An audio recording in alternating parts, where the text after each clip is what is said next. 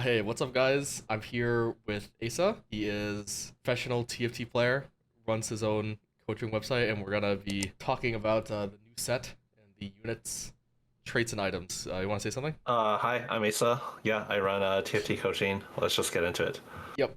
We did this last set. It should be pretty simple. The thing is, like, we're recording this right now. When they just announced like a massive A patch, so the meta is gonna be all different. So we're kind of just gonna be explaining the units and like what they do and what like items you might want to do on them, but we're not really gonna be directly talking about the power. By the time this is out, TFT Academy should be updated based on like new stats when it goes live, but that's not really the focus of this video. I guess we'll start with Alistar. He is just a bruiser. Bruiser, the same thing, just gives HP. And then Golden Ox is like kind of like a win streak gold generating trait. It's not really that crazy this set. He's just a tank. He has like a similar passive last set to a Mumu, where he like reduces flat damage, and then his cast is like a stun.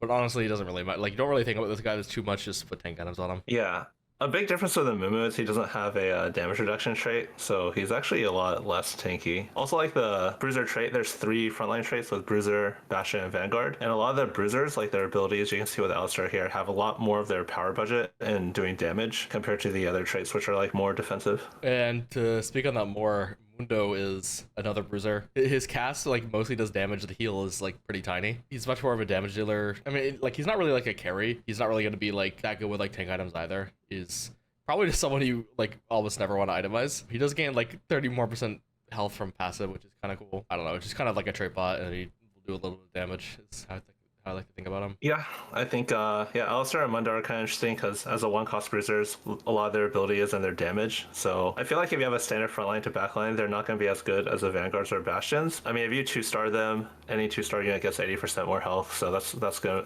like, if you have pairs of Alistar and Mundo, you'll hold them for frontline. Then we have Jax. He has the armor trait Bastion, the set, and his cast gains a shield. Nothing really crazy about him. We've seen these type of units, whatever. He's just like an early tank. If you have tank items early, put them on him.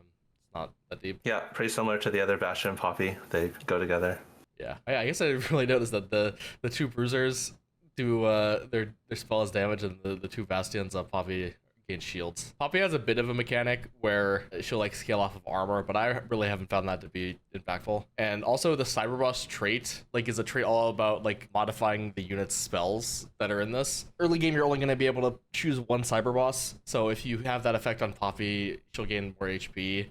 And her spell will also be like AoE. I mean, I still don't think she is really doing that much. She's just going to be an early tank type of unit. Oh yeah, should we talk about the traits as they come up with like Yeah. Mundos and Jaxes also? Okay, Yeah, like let's do Mundos and Jaxes then. Well, I feel like it's better to for the units that are relevant? Yeah, for the units that are relevant, because like I don't really think like Slayer's that relevant for Mundo, for example. Yeah. I could Okay, fair Jax. When it comes up to like units that get sounds impacted good. by that, I think it makes sense. Should we do like Vanguards next, I guess? Yeah, sure. And then the 2 Vanguards set are one-cost Vanguards that are Silas and Vi. Silas is... I don't like his unit. He gains like max health on cast and does magic damage. Since he's like designed around like only being effective like if you can get a bunch of max health and like scale it, I find he's like pretty mediocre as one of your only tanks on your board. Like if he provides like almost no value if he's getting targeted immediately. I mean, he also like wants to kill stuff to gain health, so it's like... I don't really like this unit. Yeah, I think it's pretty rare that he's going to be ulting, unless like you have some sort of really specific status build, which doesn't really seem that good either. It seems pretty rare that he's going to be ulting like more than like 3 times, and then it doesn't seem like gaining max health is different than just gaining a shield or anything. Yeah, he has a hero. All of these 4 units on the right have hero augments. It's probably not out in the scope of this video, but basically all of them turn into like melee carries, either AD, AP, or like attack speed based. I really haven't found them to be like overpowered, but I don't think they're like terrible either. So maybe something to try out on the new patch, because I don't think they're unplayable. Vi, she gets a pretty big shield when she casts, and then it like busts her next auto. I guess it's kind of similar to like Aurelia from last set, except she does like a lot more damage. I think this unit's actually pretty good, mostly because like she's in the Cypher trait, which provides no like offensive stats early because it's the loose streak trait, so they put more power into the unit. So I actually think this unit's like pretty good. Yeah, I don't know how much they're gonna change. We're recording this like a day before the set launches, but Vi I think is, just looking at the spell, she has like the lowest mana cost and the biggest shield. It does decay, but yeah, she seems to be the best one cost. All right, so those are your tanks. If I were to rank them on early game, I mean, okay, honestly, I think the upgraded bruises are better, but the one-star bruises are obviously pretty bad. I mean, this is just unit strength, that can change, but currently I don't really like the Bastion opener. I think the Vanguard opener is okay as well. I don't think any of these are like crazy OP. You just kind of play what's upgraded. Yeah, you're just gonna hold pairs, and whatever you hit pairs of, that's gonna like any 2-star, like 2-star, 1-star, like 2-star bruiser, 1-star bruiser is gonna be better than any 2-star, 1-star of any other or any double 1-star of any other combination. So Yep. Last set, like there was a lot of imbalance in the early game stuff. I think this is fairly balanced, but I could be wrong. And to talk more about one cost that pair together, we have two of the rapid fires. Rapid fire is just an attack speed trait. It provides a team attack speed buff, which like sometimes comes up late game, but not really. Mostly just because of the units, and it's mostly just a buff for like the rapid fire units. It's a trait you want to get in if you're carrying a rapid fire, but your team gets attack speed, and then rapid fire, like it gives them like a Ginsu that stacks up to 10. Like at 2 rapid fire, you're getting 40 from the individual, and then 10% base. So eventually you get 50% attack speed, which is not bad. yeah, as far as a 2-piece goes, like rapid fire, I think is probably the strongest backline 2-piece. Pretty important if you're carrying these units. Oh, I guess we didn't explain Vanguard. It's the shield trait at the start of combat, and then when they get 50% health, they gain a shield based on their max health. So you get 2 shields, and then while they're shielded, they gain durability.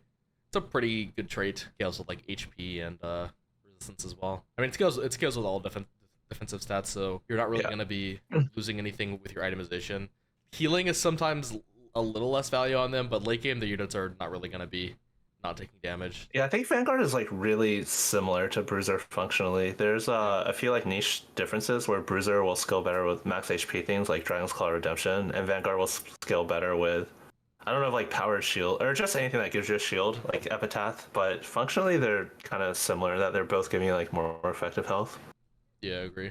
I think the difference mostly comes down to the units. The Vanguards are definitely more like tanks, and the Bruisers are more like damage dealers. Yeah, all 6 of the Vanguards are like pure tanks, pretty much. To talk about the rapid fire specifically, Kindred herself is a Nitro. We should probably go over that. Like this is like their reroll trait. They have a few of these every set. Either it like gives you more rolls, or it's just like a bunch of low cost units that fit together well. This time it's a summon trait. The most common thing right now is you open Kindred, Nidalee, and Shyvana, which is a 1, 2, and 3 cost. There's also a 1, 2, and or 1 and 2 costs. There's also Elise, which is a 3 cost, but you're not often going to see her in your opener. If you play 3 of these, you'll get a, I don't think we have the summon here. Pretend this golem is... What's that very last thing? Oh, it's a turret. Is that for some reason, we have the thing from the augments, but not the actual... Okay, alright. It is what it is. So yeah, you'll summon like a scuttle crab at first. After combat, you'll like spawn like these little gears and stuff that you pick up, and then it'll upgrade the crab. And then at 200 stacks, the crab will turn into a T-Hex and like upgrade its ability throughout. So yeah, you want to get in early. You'll get more little gears to upgrade your unit the more star level you have. So this is like the reroll comp of the set, and you get a good summon. Yeah, currently it scales pretty linearly. Like at 200, you would think it would be a power spike when it turns into T-Hex, but it's still pretty linear. Because it scales every single round, it's pretty important to get it early. Otherwise, I probably wouldn't like go into it. Yeah, but Kindred herself, currently right now it's a little mediocre. She is fairly low mana cost unit, and she has like a big single target burst spell. Problem with this is that like her animation is super long, so like late game it's just not really going to be an effective carry. As like a stage 2 item holder, given the fact that she has like 3 traits and 2 of them increase her damage with Marksman just gets like AD like over time, she becomes like a pretty effective item holder, but I don't really like itemizing her at 3-star, for example. Yeah, I think you can definitely, in the line where you're re-rolling Kindred, a lot of times you'll want to either carry Jhin or eventually have items that you can move to Zeri as well. And I guess we'll talk about Kog'Maw next, but we can also talk about Nidalee. But we'll talk about Kog'Maw. Kog'Maw is the rapid fire, so he scales with attack speed, and he's like your early game auto attack based AD carry. Right now, like Runons and Ginsu are pretty good on him. I think they're nerfing Runons. We'll see how that plays out. His spell doesn't really do anything besides give him more attack speed. So he's just gonna sit back, gain attack speed, auto attack. It's honestly pretty similar to last set Kog'Maw, except like this one's mana lock, so he won't gain like infinite attack speed himself. But he's just an AD auto attacker in the back. Yeah, his spell is actually similar to last set. For those guys who played set 13, last set's 4 cost Twitch, where he just like gets stronger when he's casting, and then he has a little bit of downtime when he's getting mana back up. Yeah, that is a good comparison. Really good item holder. Yeah, I think Kog'Maw is a better item holder than Kindred. To talk about Nidalee, first of all, she is a melee AP carry, which is, I mean, it was a little bit weird to me because I'm used to Nidalee usually being AD. She'll do a decent amount of magic to single target, and then she'll heal a bit. But the thing you have to note with her is that she is an amp unit, and amp units like are kind of weird. All of the amp units like scale a certain part of their spell based only on how much of the trait you have in. So for Nidalee, for example, she'll do like a bunch of secondary magic damage to a certain amount of targets, and those targets get increased by how much amp you have in. What this means is that like she scales really, really well with amp because you're just doing like, instead of like hitting 1 extra unit, you're hitting like 2, then 3 extra units. It adds up to a lot of DPS. They made the amp effect on her very, very powerful, probably just because she's a low cost unit. But yeah, to effectively carry her, you kind of need a decent amount of amp. Yeah, amp is kind of interesting in that it scales all the units pretty differently. For example, on Samira, who's a 5 cost, is basically just purely like a 10% damage increase for like getting 2 amp in, but for Nidalee, it's like 25% or something like that. Yeah. It's been changed throughout the PvE, but it's, yeah, she scales really well with it. It also gets like HP as well, so pretty useful for melee. Yeah. She pairs really well with Neferi, which is a 2 cost, and that like is a whole trait web that just fits into Nitro really, really well. Yep. See a decent bit of that. Also, non-League Legends players fought in Nidalee's AP in League, so I always think of her as AP. Oh yeah, I don't play League, so yeah. And then we have the 1 cost techies. These are your standard AP carries of the set, AP trait. It's kind of interesting because last set like this trait was called Sorcerer, and the 2 trait would give like your whole team AP. It doesn't exist this set. The baseline buff they get is that enemies hit by the techie's abilities deal 10% less damage for 3 seconds, which is like the 6, which is similar to like the 6-piece trait from Sorcerer. So it's a very, very effective damage reduction tool. Definitely worth to put in if you're playing her on like a techie carry. But yeah, the trait really just gains AP. The units itself, Seraphine is simply just a reprint of set 12 Seraphine, where she just launches a wave through current target. Does a bit of AoE, but mostly single target. Can like kind of snipe backline. And then Zyra... Rose have actually made a note that she targets her current target instead of her largest clump. Oh, okay. So it's like one thing to look out for. That's a good thing to know. So yeah, I definitely want to try to position her to hit prio targets, I guess. And then Zyra is a reprint of last set Zyra. She does less AoE now. I think she only shoots at 1 smaller vine. I think last set it was like 2 or 3 smaller vines or something. Yeah, it's 2. Exactly. Yeah, 2. But it's basic. It's the same unit. I think they like upped her like single target. She's just going to be your AP item holder. She's a street demon and techie, which is exactly what Brand is. So she's going to be your natural item holder for Brand. Street demon is a reprint of like KDA from set 10, and what that means is that there's just going to be a bunch of hexes that spawn on your board that give HP, AD, and AP. Street demon units themselves gain like double the stats, but there's also going to be some like they're called signature hexes. They'll just have like a special little swirly animation on them. They're kind of hard to see unless you know about them. Yeah, it's low-key a noob tricking mechanic. I don't know what it does. But units in like the swirly hexes will grant 50% more of the bonus. So you definitely want to put your important street demon units in those hexes. But yeah, you're just gonna, it's just KDA. You're gonna get some traits. There's a lot of like internal synergy within the trait. Just your standard vertical. Just like a ball of stats. The last 1 cost to talk about is Shaco. He is a Slayer, which pairs with Mundo. Slayer is so annoying. Yeah. Slayers gain AD and Omnivamp, and if you overheal, you will heal the lowest percent health Slayer for 50% of excess damage. Don't really think about that much. Basically, you're just going to be able to heal up your low HP Slayer. This is mostly just useful for the AD. At 4 and 6, you get a lot of AD, and the Omnivamp is nice. And then Shaco is also a Syndicate. What this is, it's actually pretty similar to like Cyberboss, except you have to invest more in the trait to get it. When you put 3 Syndicate in, you'll get like a hat. And then if you put the hat on a Syndicate unit, it'll become the Kingpin. And then the Kingpin will like upgrade the unit's spells. All 5 of the Syndicate units will have their like spell upgraded when you buff them up, and they can all like carry in different ways. Shaco is a 1-cost melee carry, the Slayer. He has a passive where he gains AD for each kill you get, so it's really something you want to be playing around early. It's not really something you want to like loose streak into and like roll down on 4-1 or like 3-1. Ideally, you want to play it from like stage 2 and actually like farm up some kills. He does like a big slash as a spell, does like a decent amount of damage. And then when you make him the Kingpin, which is like almost always what you want to do if you're actually carrying him, is he'll gain a teleport. He'll just basically teleport to the lowest health enemy, which is really, really annoying. And it'll do some bonus damage to them, but basically it lets him function as an assassin and kind of chain his kills as well. It, like turns him into speech low-key, harder to play around. Yeah, he's the one infinite scaling unit. Last set we had 2 cost Tristana. Gains infinite AD. Yeah. I think just balance wise, I think they're like trying to make sure he's a little weak because he's really, really frustrating to play around if he's strong. If you're trying to position around him, just like isolate your carry and put it on the opposite side, I guess is the advice I'll give. But he is the 1 cost AD assassin. Oh yeah, there's Morgana. Yeah, she's kind of standalone as well. She's pretty similar to Morgana last set. She's a low mana cost unit, and she does like a dot. This set, it's a bit different because her damage over time effect is it targets 2 units instead of 1, but it'll do less damage, of course. And she is Divinicore and Dynamo. Divinicore is like Guild or Heavenly if you played set 7 or 11. Yeah. Each of the Divinicores gain like a special bonus. It'll give like a buff to your team, and if you have more in, like they'll each contribute it to it, and you'll get more % of the bonus the more units you have, more Divinicores you have in.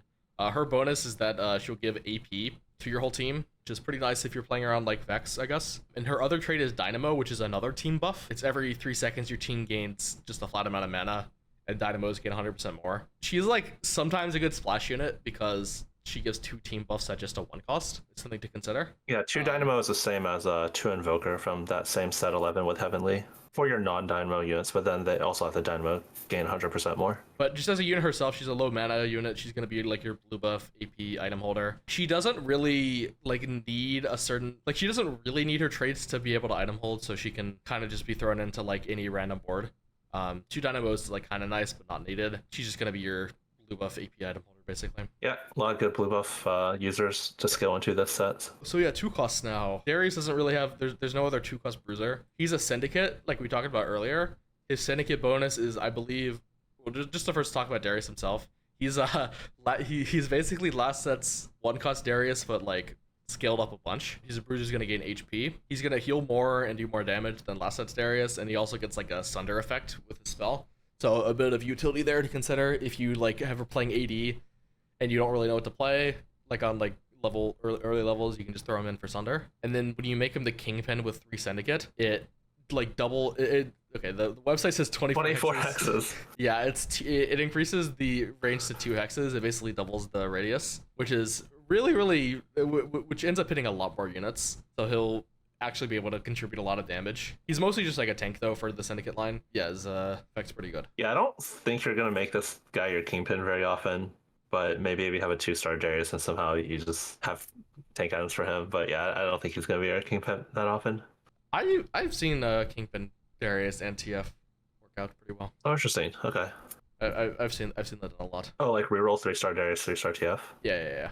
I see. TF, he's the rapid fire. That's the trait where you gain attack speed. His passive is the most important thing to understand about this unit. He'll gain 2 AP for each attack, which is kind of crazy. It makes his itemization really narrow, as in like you kind of just want to stack like double Ginsu, and then since you're getting so much AP with the Ginsu scaling, you don't really need a damage item. So like his BIS is just gonna be Ginsu Gunblade like all the time. It's definitely really narrow itemization, given that it's like 3 rods, 2 bows. Yeah, his passive makes Ginsu basically necessary and insane on him. His spell like does a tiny bit of magic damage. He's pretty pathetic without Kingpin. But when you get the Kingpin bonus, he gets an extra card that'll do a bunch more damage, and then he also gets a utility, which lets him either red card AoE, blue card true damage, and then yellow card gets like 1 gold, I think. Basically, in order to carry him, he has to be your Kingpin. And yeah, this guy's Kingpin is so important. I think it makes him do like nearly double damage. Yeah. So really important to have like BIS and Kingpin. He's scales so much off of that kind of stuff. And then Echo, he is a street demon like we talked about. Like that's the KDA Hex's trait. He's also a strategist, and what strategist does is it's a big team buff. Allies in the back 2 rows gain damage amp, and then the front 2 rows they gain durability. But strategists gain triple, so it's actually pretty important to like actually itemize your strategists. I don't really think Echo is that great a unit. He has like a tiny heal, there's like a bit of magic damage, but Nico is also a strategist streak demon, which is a 4-cost tank.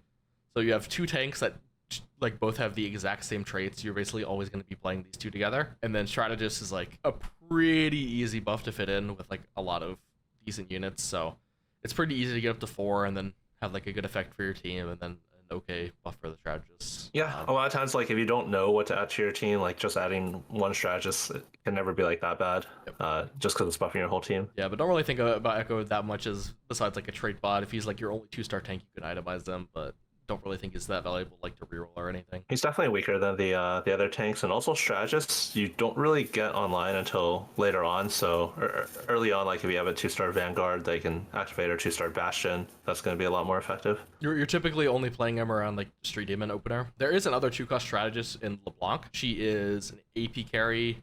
She's like another blue buff user. She is kind of a reprint of the set 8 LeBlanc that just sends out sigils, and it's like one primary target and then splits to like a near one. She has like a in-fight scaling, so every single cast she'll send out one more. So kind of want a mana item on her, and then she'll do decent damage. She doesn't have like Cypher isn't really a trait. It's your Lost Streak trait. It doesn't really give that much combo power, and it's kind of hard to fit it even if you are keeping it for her. I haven't really seen her pop off that much, but that's just like a numbers thing. Yeah, I've seen LeBlanc do okay, but I think she's overshadowed by some of the other 2 costs. Yep. Maybe we should talk about Cypher now. Yeah, Cypher is like if you've played like in the past like 5 sets, it should be no like crazy thing to you, but it's just the streak trait. You gain a certain amount of like this set is called Intel, but it's basically just like some random number value. You get those numbers by like losing combat. You gain more if you're losing streak, if you're on a losing streak, and you'll get a little bit from killing enemies. So you don't really want a full open with this, but you still want to lose every round, which can get kind of tricky if other people in your lobby are like trying to counter you. The important thing to note about this trait is that you can only cash out once. There's no like taking an early cash out, keeping it in, and getting a later one. After you cash out, the Intel briefcase thing, I think that's what it is, like transforms, and then you get like a little combat bonus. Nothing really to write home about. The 3-piece bonus is like a decent amount of AD and AP, and the units aren't like that bad. So you can sometimes fit in 3.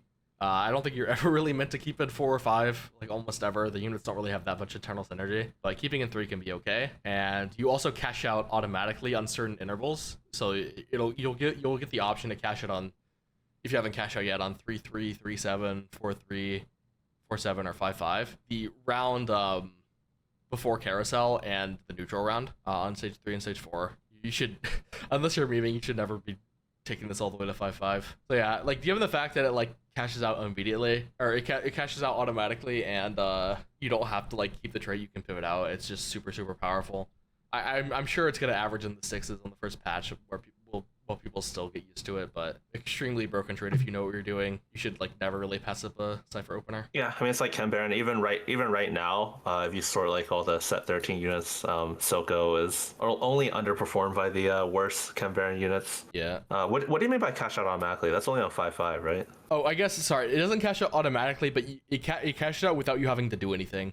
Like you'll just you'll just have the option to like, you don't have to like currently with Chem Baron, you have to like get to a certain threshold to be able to cash out. And then previous sets you had to like win a round, or like you had to wait a certain amount of rounds that were like random. This one's very predictable. You know exactly when it's coming, and you can like plan around it, which is very powerful. Yeah, I think it's definitely extremely powerful. I know you already mentioned this, but it's just I just want to emphasize how important it is to loss streak. Like in stage 2 and 3, you have 10 rounds, and the difference between like 10 loss compared to like 4 loss winning a round and then 5 loss is like, it's such a huge difference.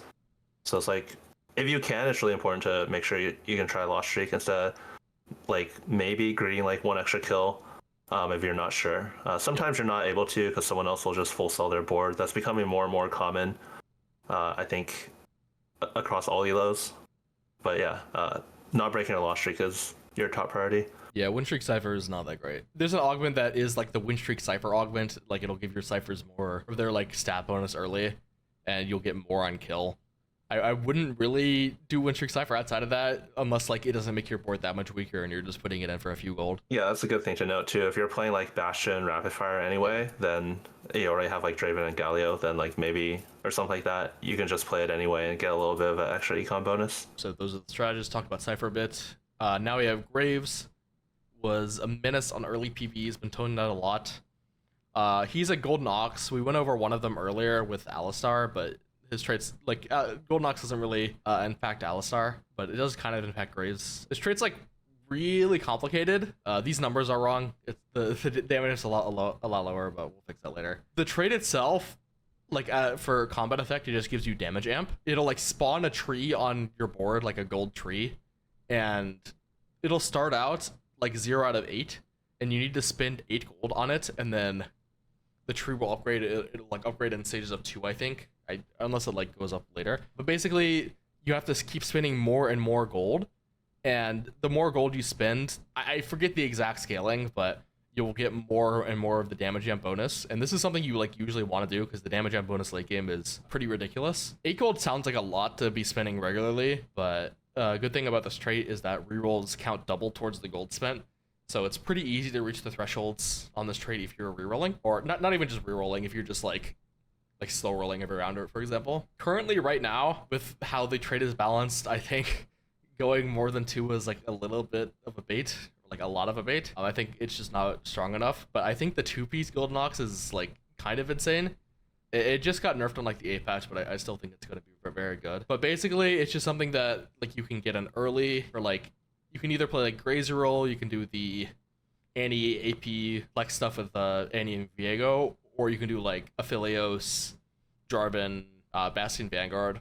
All of those gain a lot of bonus out of the 2 Ox or 2 Golden Ox. Yeah, it's like kind of similar to Conquer, as in like you'd like want to like tempo, spend more money, and then you'll get more of a bonus by doing that, but not really.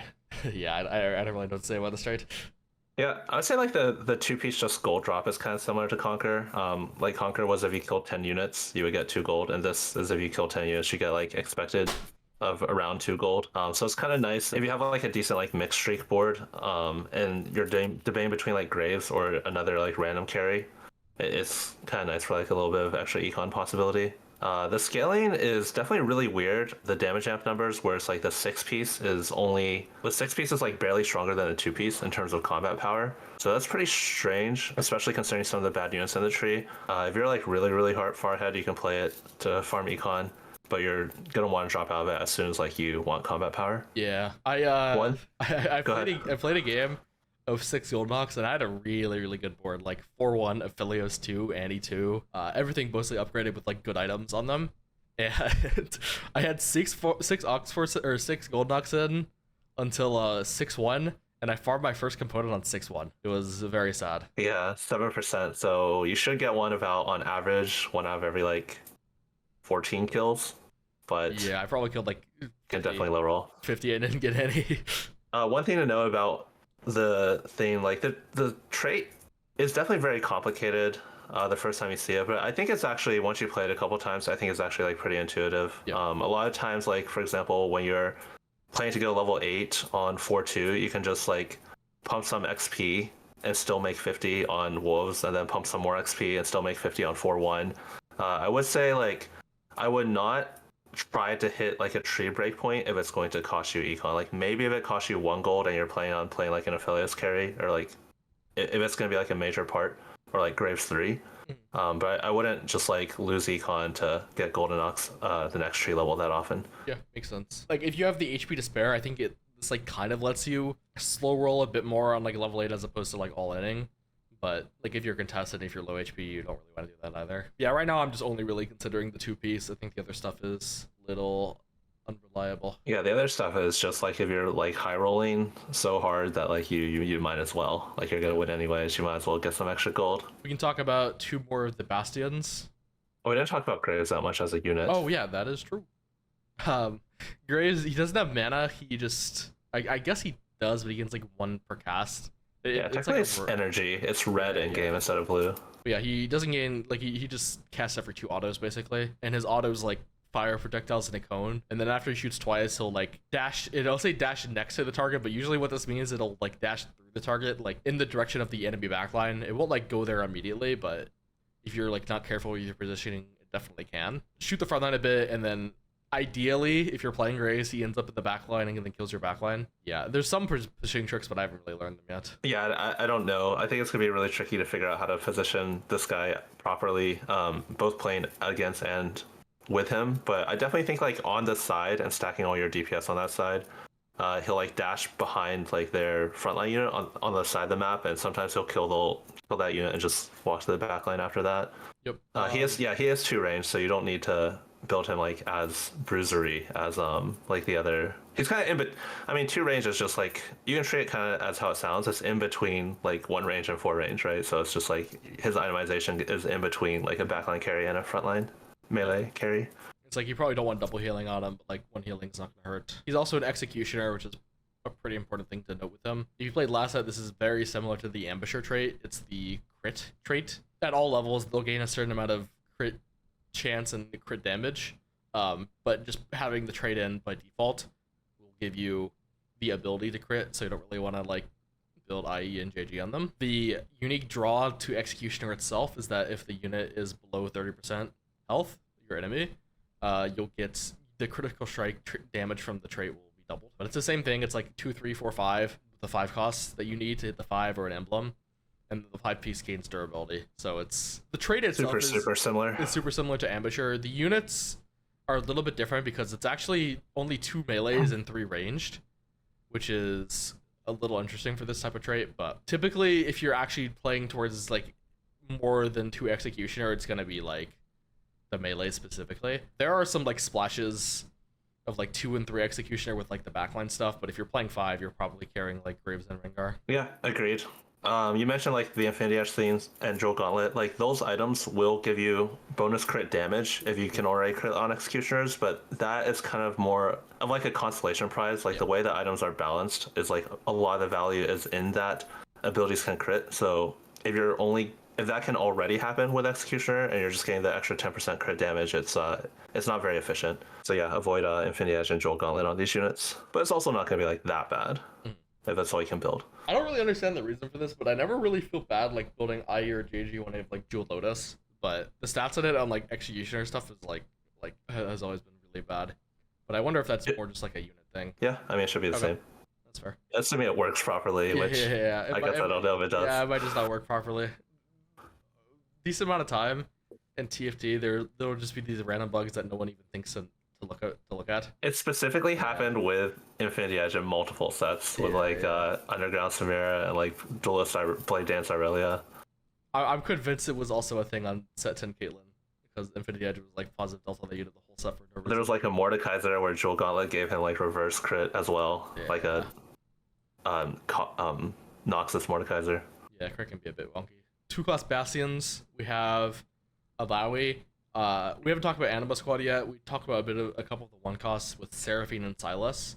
Seraphine, Silas, Alawi is like a decently common opener, mostly because Shyvana, another Bastion that these pair together, is a techie, which is what Seraphine is, so that can be a good opener. Alawi, Shyvana, Seraphine plus any Anima Squad. But what Anima Squad does is it's a 3-5-7 trait, so this is like similar to like your Rebel last set. It's really similar to Story Weaver from set 11, if any of y'all play that, because it has really good, it has like a really good mix of frontline, backline, and it has AD and AP carries, and it kind of solves your damage problem because the trait itself just basically gives you damage. Yep. I mean, you're still gonna need a carry, but yeah. So to like explain on that more, you get like a special weapon at every single level of the trait. And whenever you get to the next breakpoint, it'll ask you to like choose between 2 of the weapons. Currently right now we don't really know which ones are the best weapons. Riot says they're supposed to be equal. I promise you they're not. Like I kind of think the single target ones are always better. Yeah, I've been picking the single target ones as well. Yeah, I think Riot has been overvaluing the area effect ones. The intent of this trait is that you just pick, it's just like a flavor thing, and then you'll get a bunch of weapons, and then like when you play a fight, you'll see a bunch of random effects on your board. It's pretty fun. Yeah, it's pretty fun. It'll like scale throughout the game. So in the early game, the weapons won't do that much, but late game they will because it scales based off stage. It'll do some like flat either AD or AP damage. Trait itself for the units gets you some armor MR and some damage amp, so stats that basically every unit can use. There's a bit of internal synergy with the trait. There is Leona and Silas, which are both Anima Squad Vanguards. It's just if you know for sure you're going to have like Shred, like Shiv, then you're and not the other one, then you'll definitely want the magic weapon. It makes sense to pick the because you either get offered an AP weapon or an AD weapon. It makes sense to pick the one based off the type of shred you have. But this is like a pretty good beginner comp. You just play 7 analyst squad, you get a bunch of free damage, and you have a decent cap. But for the unit itself, Alawi, just your standard heal tank. She actually heals quite a bit. I think she's a pretty good unit. But she'll heal and then deal a little bit to current target, and then like a little 1-hex AoE. Reduces their magic damage by like a flat 15 rest of combat. I don't think that's like that impactful. No, it's not. It's just some like little tiny minor bonus. Yeah, it's just nice to have. But if you take away, like, if you don't look at traits, Alawi is going to be your best 2-cost tank. Actually, if you compare her like side by side but to Echo, she has less mana and heals for more, and does some other stuff too. Yeah, it's not really a comparison. Yeah, but Echo has, I mean, a lot of times, like we talked about earlier, he's going to be played for his traits. And then Shyvana, she's the Nitro. She's going to be the tank in your reroll Nitro comps. She's a Bastion, which is Armor Namar, and she's also a Techie, which is the AP trait. So she's going to be your early game tank in like the Techie AP openers. She can just be a generic tank for any of the Bastion openers, and she's going to be like your reroll tank for Nitro. So going to be a fairly contested unit, which is a little bit worrying for Nitro reroll, because if too many people are playing around Shyvana for other comps, you're going to be pretty sad. The unit itself, like, she's kind of like a shapeshifter. Like, well, she'll cast once, gain, and then like transform basically, and then every subsequent cast she'll like get stronger. So yeah, first cast she'll transform, rest of combat she'll like heal and then deal magic damage over time. Like every time she casts, she'll gain damage amp and max health. I mean, Techie again is like sorcerer, so for set 13 you have like Vlad and Swain as your only frontline sorks. This set you'll have Shyvana and Mordekaiser, but Shyvana being the 2-cost. It's like the Vladimir kind of for the AP tree. Much better unit than Vladimir, I would say. Like this unit is pretty good, even though like she has a lot of traits. Okay, I haven't noticed that yet, but haven't played that much either. I mean, I don't think she's like broken or anything, but like I think Vlad was like one of the worst units in the game just because his traits are so strong, and I feel like this unit is like average with really strong traits, which I think is notable. Like I think she's better than Echo, for example, by a pretty big margin. So yeah, those are the Bastions. Might as well talk about the Vanguards. There's 2-cost Vanguards as well. We got Skarner and Rost. Rost is just Kane, but I think is demon form in the lore or something. Yeah, that's what he's called in. Yeah, he's a Divinicore as well. His Divinicore bonus is Armor Namar, which is very good. Typically, the Armor Namar bonus has been one of the best ones. It's not like that common, but like there will be times where like you can just play a random Ross just for the Armor Namar on like a variety of boards, even like him. The unit itself he's good. Is like whatever. He'll do a single target stun, do a tiny bit of physical damage, and then heal. We don't have the heal numbers on the site, but it's not a crazy heal. The unit's like okay. Nothing to write home about. Mostly just good for his traits. And then we have Skarner, which is a Boombot. I don't believe we talked about Boombot yet. It is what Kog'Maw has. So Kog'Maw Skarner is going to be one of your best openers. What Boombot does, it's like kind of like Automata from last set, as in like after a certain point of time you'll like fire like a flat damage AP effect. Yeah, I think it's super similar, except it doesn't give you defensive stats. Yeah, it doesn't give you defensive stats.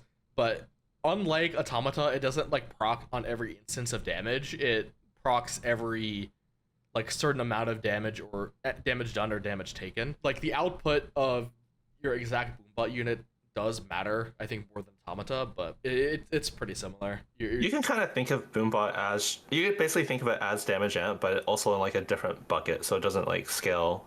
You don't get like diminishing returns by stacking it with damage amp. But yeah, it just ends up being a decent amount of damage for your team. Yeah, and Boombot always does magic damage, so that is, if you're heavily invested into Boombot damage, can be good to have some magic shred, but Fiddlesticks actually has it built in, so it's not like you need it if you're carrying a Kog'Maw who'll be doing mostly physical. Skarner himself is kind of just a demon right now, at least with the numbers he has. Pretty low mana spell.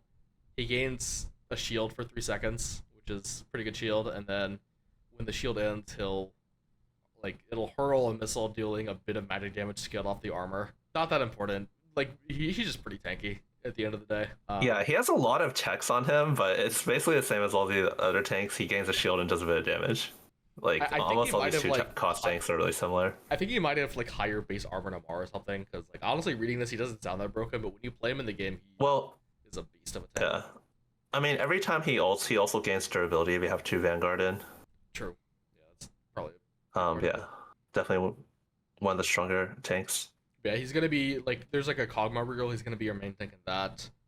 He can also be your main tank in TF reroll sometimes if you're like not hitting the Dariuses because he can kind of fit there. But he's also just like a good Vanguard item holder for like your Vanguard marksman. Yeah, all 6 of these 2-cost tanks, Echo, Darius, and then the Vanguards and Bastions, all of them basically just heal themselves and do a bit of damage. I guess Skarner shields instead of heals, and Shyvana gains max HP, but they'll have like pretty similar abilities. Got a few one-off units. Not really. There's Jin. He's getting nerfed, but currently right now he's kind of just a menace. Yeah. It's not updated for PV, but like on PV right now, he has 64 max mana instead of 84, which is kind of crazy. But I think I think he has 54 on PV, and they're changing it to 64 for live. Yeah, it's kind of crazy, but he still should be good on live, just not like right now he's just broken. 3 traits. I guess we haven't talked about Exotech yet. Exotech is basically a reprint of Shadow from set 11, and what that is that at certain levels of the traits you just get some unique items. At 3 Exotech you get 1 item. At 5 you get the second item. 7 you get the third item. These items all have different effects. I don't really want to read through them that much, but it'll show you the recommended uses for them.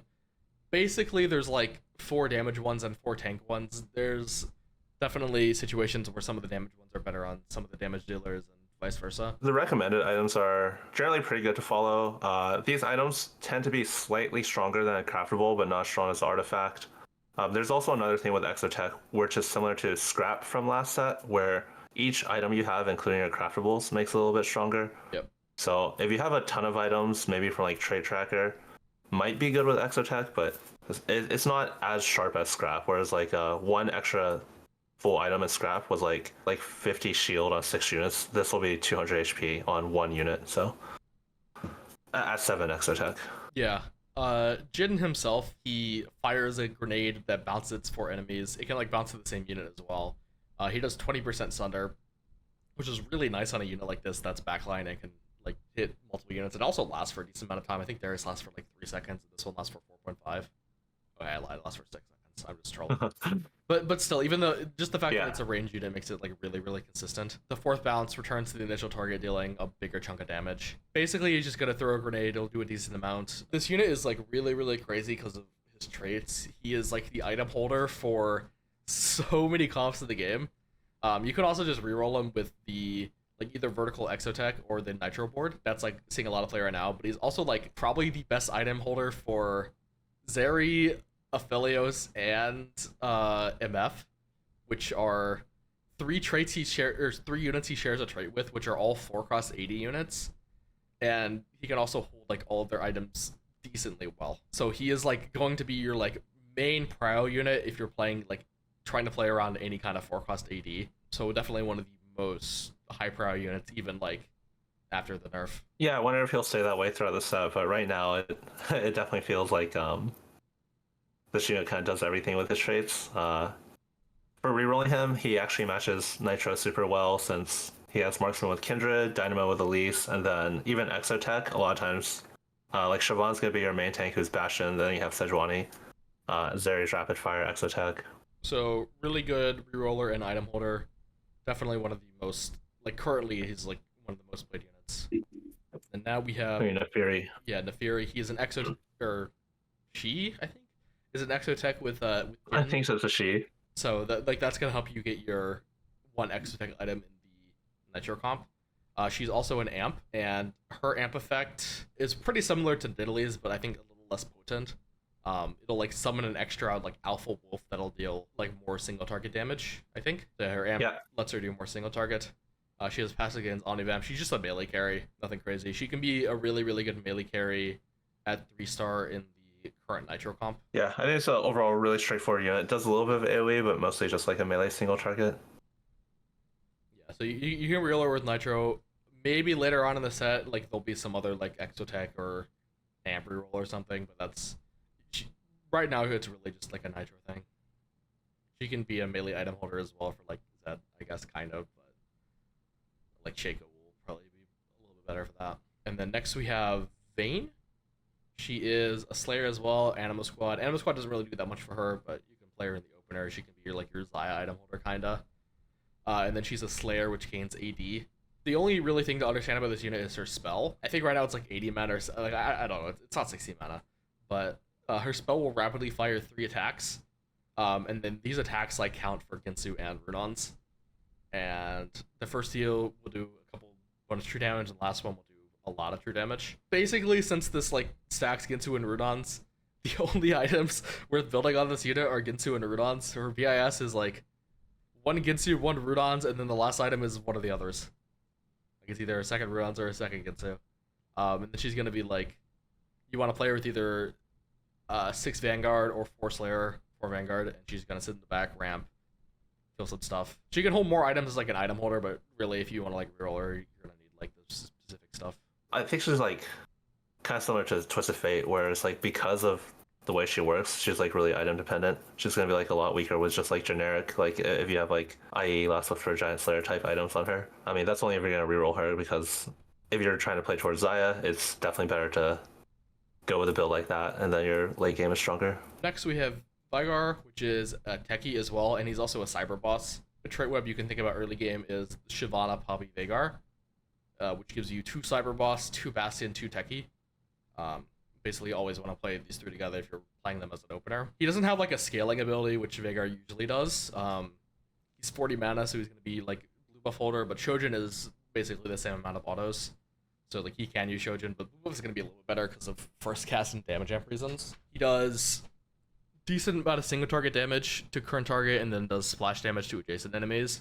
But his draw with a cyber boss is that well this procs without cyber boss, but if he is the same start level as the target, you'll do 25% more true damage, and then if he's higher level than them, you'll do 40% true damage. So this will end up being like a lot of your damage. Okay, wait, what is the cyber boss did on this unit? Fuck. The cyber boss does I thought the cyber boss may do the AoE. Yeah, I think that's what it is. Or maybe it makes the AoE like a lot stronger or something. Regardless, the cyber boss like buffs his unit a lot, and if you're like trying to carry him, you really do want the cyber boss. Yeah, without cyber boss, he's only a single target. Yeah. Okay, makes sense. So yeah, cyber boss will let him do AoE. All those cyber boss units, they get like a lot stronger if you make them your cyber boss, which you only get like 1 until you have 4. Yep. So this is gonna be a pretty good item holder in the early, or like a pretty good opener / item holder, just because of how well he fits with like techie and bastions and stuff. And he's a blue buff holder, so he can hold items for like your forecast blue buff holders, but he can also hold like Shojin items for the Shojin holders. So even though he's like a good reroll, he's a very common item holder, which is how well he fits. But if you do want to reroll him, he's pretty good. You can reroll him with bastions and techies, but late game you want to like try to get to that 4 cyber boss, because at 4 cyber boss you get some pretty good units in, and then they all like upgrade their abilities. It gets pretty good. I don't know what BIS is. A very common build on him is blue buff like Nasher's Gunblade, because like with the true damage you need damage items less, but honestly I wouldn't be surprised if you still want a damage item. Remains to be seen as he gets optimized. He's been a pretty solid reroll and a really good item holder. I think it depends. Like if you're playing him with a lot of bastions, and Gunblade goes up in value. I mean, yeah, it remains to be seen what we figure out ends up being his optimal comp. But I've seen like just playing a lot of bastions. Yep. Plus like Vigar, you got techie with Shyvana being pretty good. All right. So that is the 2 costs. So for 3 costs, I guess it makes sense to go through some more unit pairings instead of just going through one by one. We have 2 more 3-cost Vanguards, and just to note, there's 2 1-cost Vanguards, 2 2-cost Vanguards, 2 3-cost Vanguards. So this is like a trait you can play around a lot just because of the unit density you have in the early mid game, and they're like all tanks as well. So something to note. Braum gains a shield.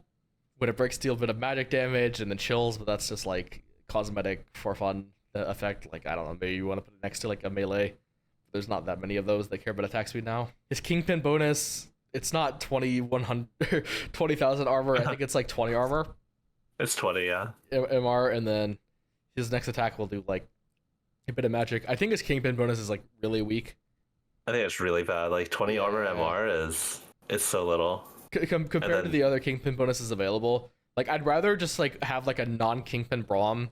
Like even if you don't like Darius 3, for example, if you're playing 5, like I'd rather just have like my Kingpin bonus on like MFTF and then just not have Kingpin on frontline if I don't have Darius. Yeah, I think Braum definitely has the weakest one by far. Yeah. Maybe someone can figure out some sort of like damage Braum, but I doubt it.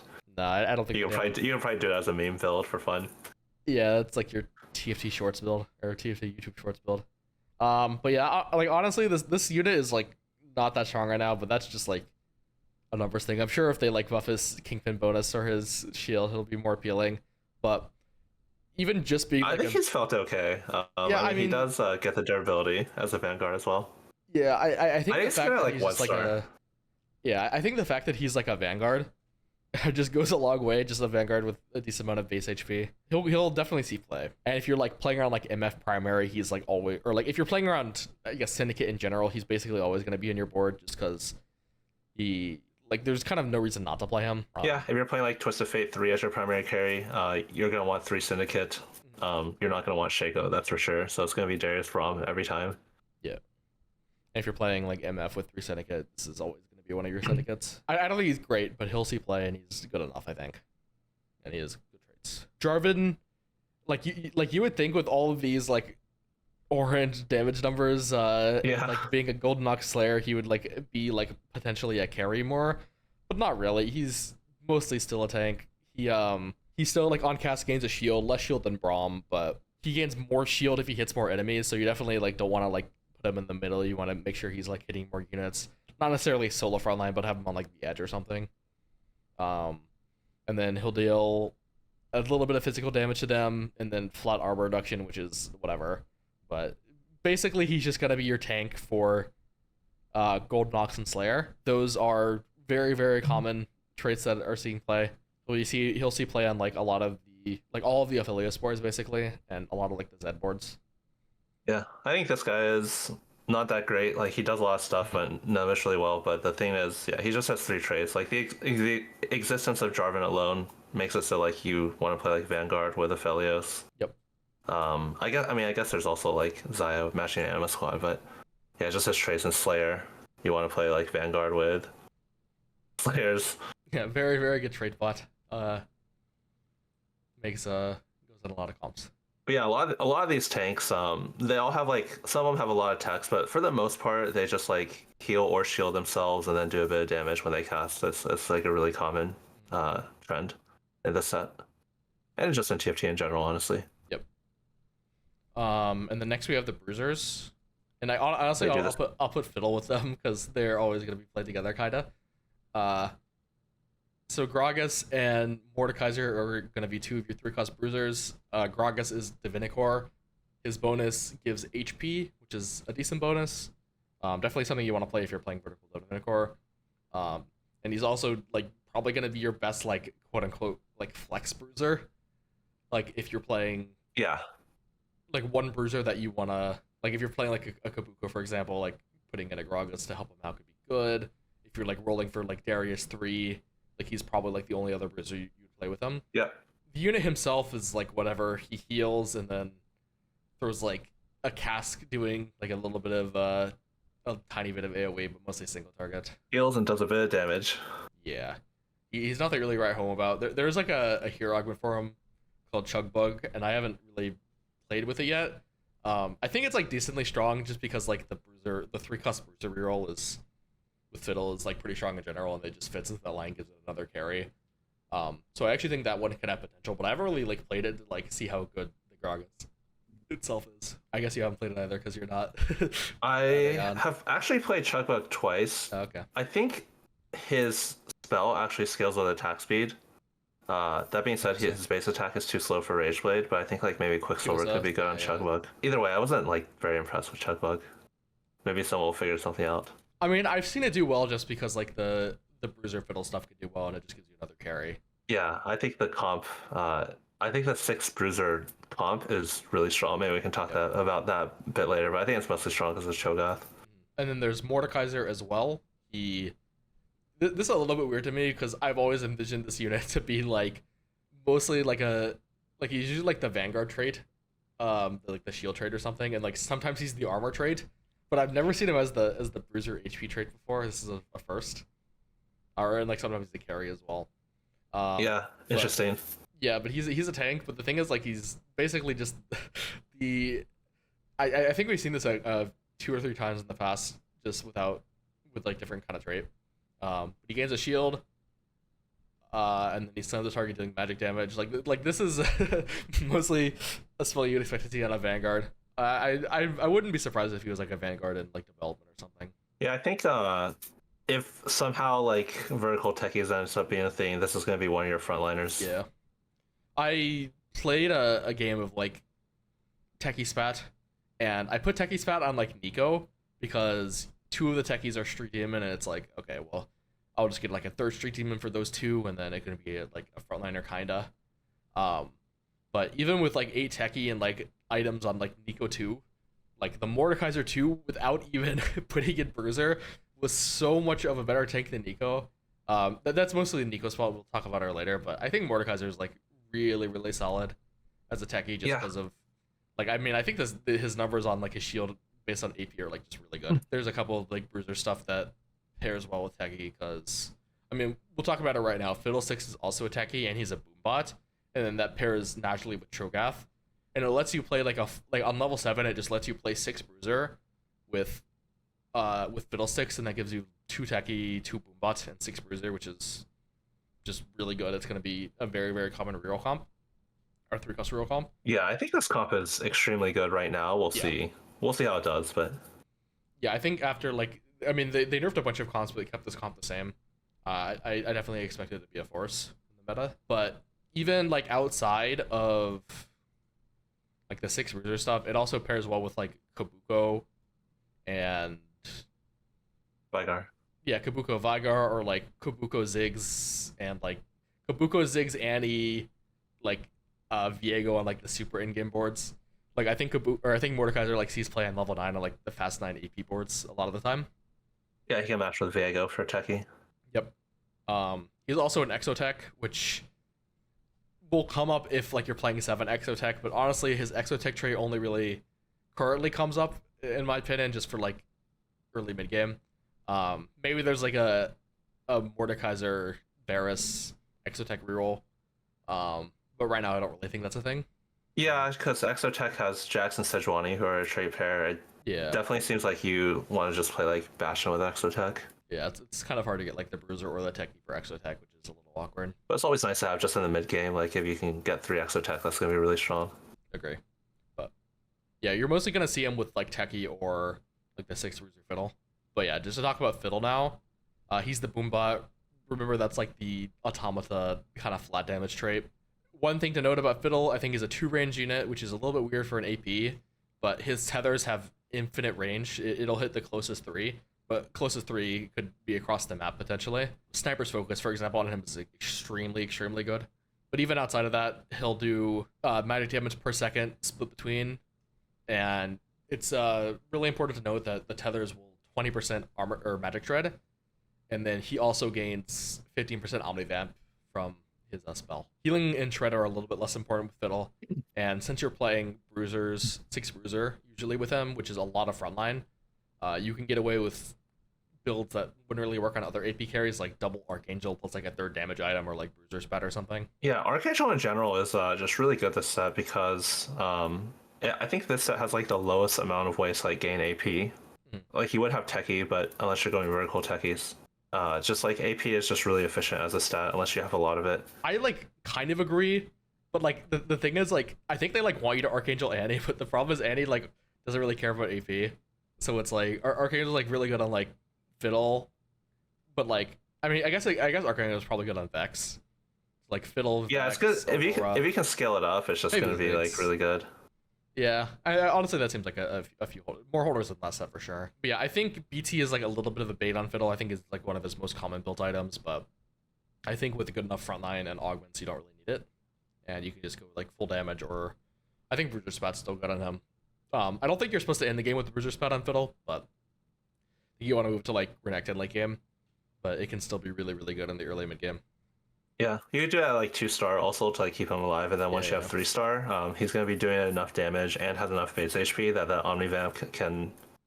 He's not just gonna like 1v9 drain tank without any Omnivamp, but he'll live. You have 6 bruisers, he's gonna live long enough to deal damage and survive.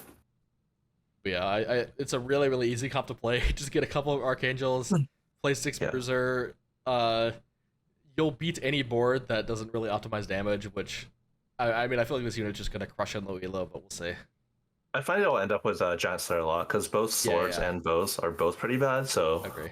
just making Giant Slayer. All right, so that's like the Bruiser kind of tree. Maybe we should do the other AP units next. Yeah, there is. These are I AP. forgot about Varus. There's Elise also. Oh yeah, at least. These don't really have any eternal synergy, but they're all AP. Varus is an Exotech Executioner. Executioner gives them some spell crit. I actually think this as a unit is like pretty good. I think he's just like a prisoner to his own traits. There's not really that much synergy with Exotech with this unit. Like Mordekaiser and him are both 3 costs, which can work. But then like the last unit, you're just playing like a Sejuani or probably, which is like the 4 cost Exotech tank. But then it's like, oh, you need like a Bastion, so like why aren't you just playing like the 1 cost Bastion? And it's like, why do you have the 3 costs here? And then you like want to play the 5th, but then the 5th is hard to fit. So like he's just a little awkward to fit sometimes, and then he can be like a really really good backline support executioner for like Graves Rengar reroll, but he's probably not going to be like your item prio.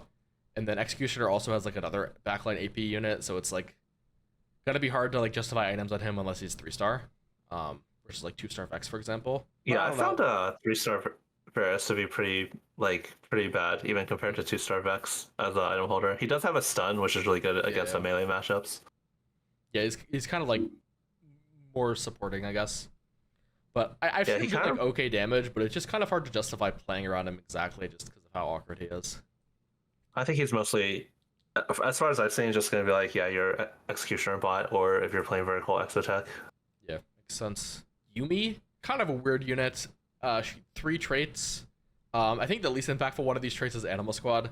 I find mostly when I'm playing around Yumi, I'm actually not really playing around Animal Squad. Maybe that'll change. I find myself mostly playing around Amp and Strategist. Her Amp bonus is, I guess, the most unique one. It doesn't really like affect her spell. It just increases her passive mana regen, and she has 30 mana and like a really short cast animation. So this is one of the units you can make spam cast with like blue buff, for example.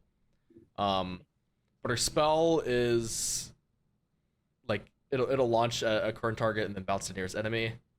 Mostly doing single target, like half of it as the bounce, and then it'll mark them. So on subsequent casts, you'll do a lot more damage to them. So she's just like a spam, mostly single target caster, can do a little bit of spread damage. This unit used to be like insane, but she's gotten nerfed significantly. But just with the fact that she's an amp strategist, she's gonna basically see play on every single Annie board, every single Samira board. So this you'll see this unit a lot. She can item hold for Annie because Annie's a blue buff holder as well. Because you can see Yumi in early game. So this will be a unit that's played. Like she used to be good as like a reroll unit because like she just used to do a lot more damage. But right now, usually she's just an item holder now. I think she's gonna be like, because she has 3 traits that you mentioned, like strategist. A lot of times you can play around like the street demon line because Nico and Echo will just match her. Strategist goes up by 1, and then if you make it to Samira, she's amp for Samira. I do think if you play like the Emma squad line, you can just like item hold the early Seraphine into Yumi into Aurora, so that's like a kind of nice transition there. If you end up having AP items, Yumi's definitely not bad. Yeah, I agree. But Yeah, I feel like this unit is. is really strong right now.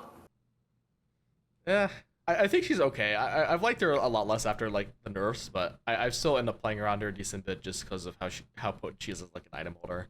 I think she's like kind of similar to Jin as like she's something you really want to watch out for like as the item hold AP. Yeah, also we talked a little bit about the blue buff holders, Morgana, Vigar, and now Yumi. Morgana and Vigar are 40 mana units, and Yumi's 30 mana, and it's just like, it makes blue buff increase their damage power by such a big difference. Like, going from 4 to 3 casts is like 33% less cast, but going from 3 to 2 casts is 50% less. So if you have blue buff, it just makes this, like so much stronger. Yeah, definitely. Vex would be the other one. That's 30 mana. Oh yeah. So like definitely one of the most blue buff holders we've seen in at least a recent set. Yeah, Definitely, definitely. like tier is a really high prio item now. I mean, it usually is, Yeah. but like even more so now, honestly. Yeah, last set I think we had like Casio who was fake until most of the set, and then Heimer, and that was it. Yeah. And then we have Elise, who is Nitro Dynamo. Note that since Jin can see play really well with Nitro, since he pairs with like Kindred and like Neferi, which pairs with Nidalee. Uh, Yeah.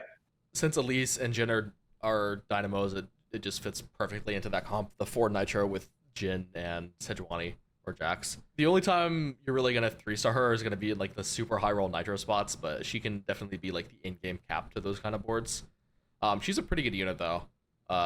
Dynamo is the mana regen trait for the whole team, but the Dynamos gain more itself. She'll fire lasers, which do a decent amount of damage to current targets, and then fire more that'll split between 2 nearest. And then reduce magic resist by fat 5, which isn't really going to come up that much, but it's a nice little bonus. She just does like decent damage. Okay, item holder, especially if you are playing around like Morgana or Jin or Nitro early, or even like as a reroll. Yeah.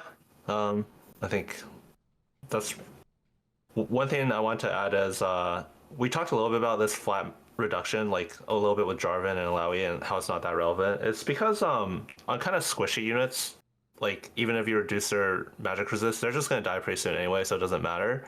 And against like really tanky units, then they usually have like a ton of magic resist. I guess this could be like maybe pretty good against like a Cho'Gath if it doesn't have any magic resist, but it tends to not be very relevant. You don't really think about it when you're playing the game. Yeah, I feel like the amount of times where like you're like hitting a super tank directly, and it's like you're hitting it enough times to like decrease its magic resist by a significant amount that actually lets you win the fight is just kind of low. I feel like Yeah. even with units like this, it's better to just start off on like the less tankier units and just killing more at the start of the fight. Yeah, definitely. So, and like I feel like this effect like always kind of baits newer players to think that like you don't have to build like Shred, for example. But it's a really important distinction. Like Fiddlesticks, you don't really need Shred because it's 20% Shred just straight up. Shred will give you 10% more. It'll probably be like good to build for your cap. Like 20%, 30% Shred is the same effect. The flat reduction is not like the same effect as Shred, so you'll still get value from building Shred itself. And also just like the Shreds in general, like the flat ones are typically not that reliable. They're just not that much. Yeah.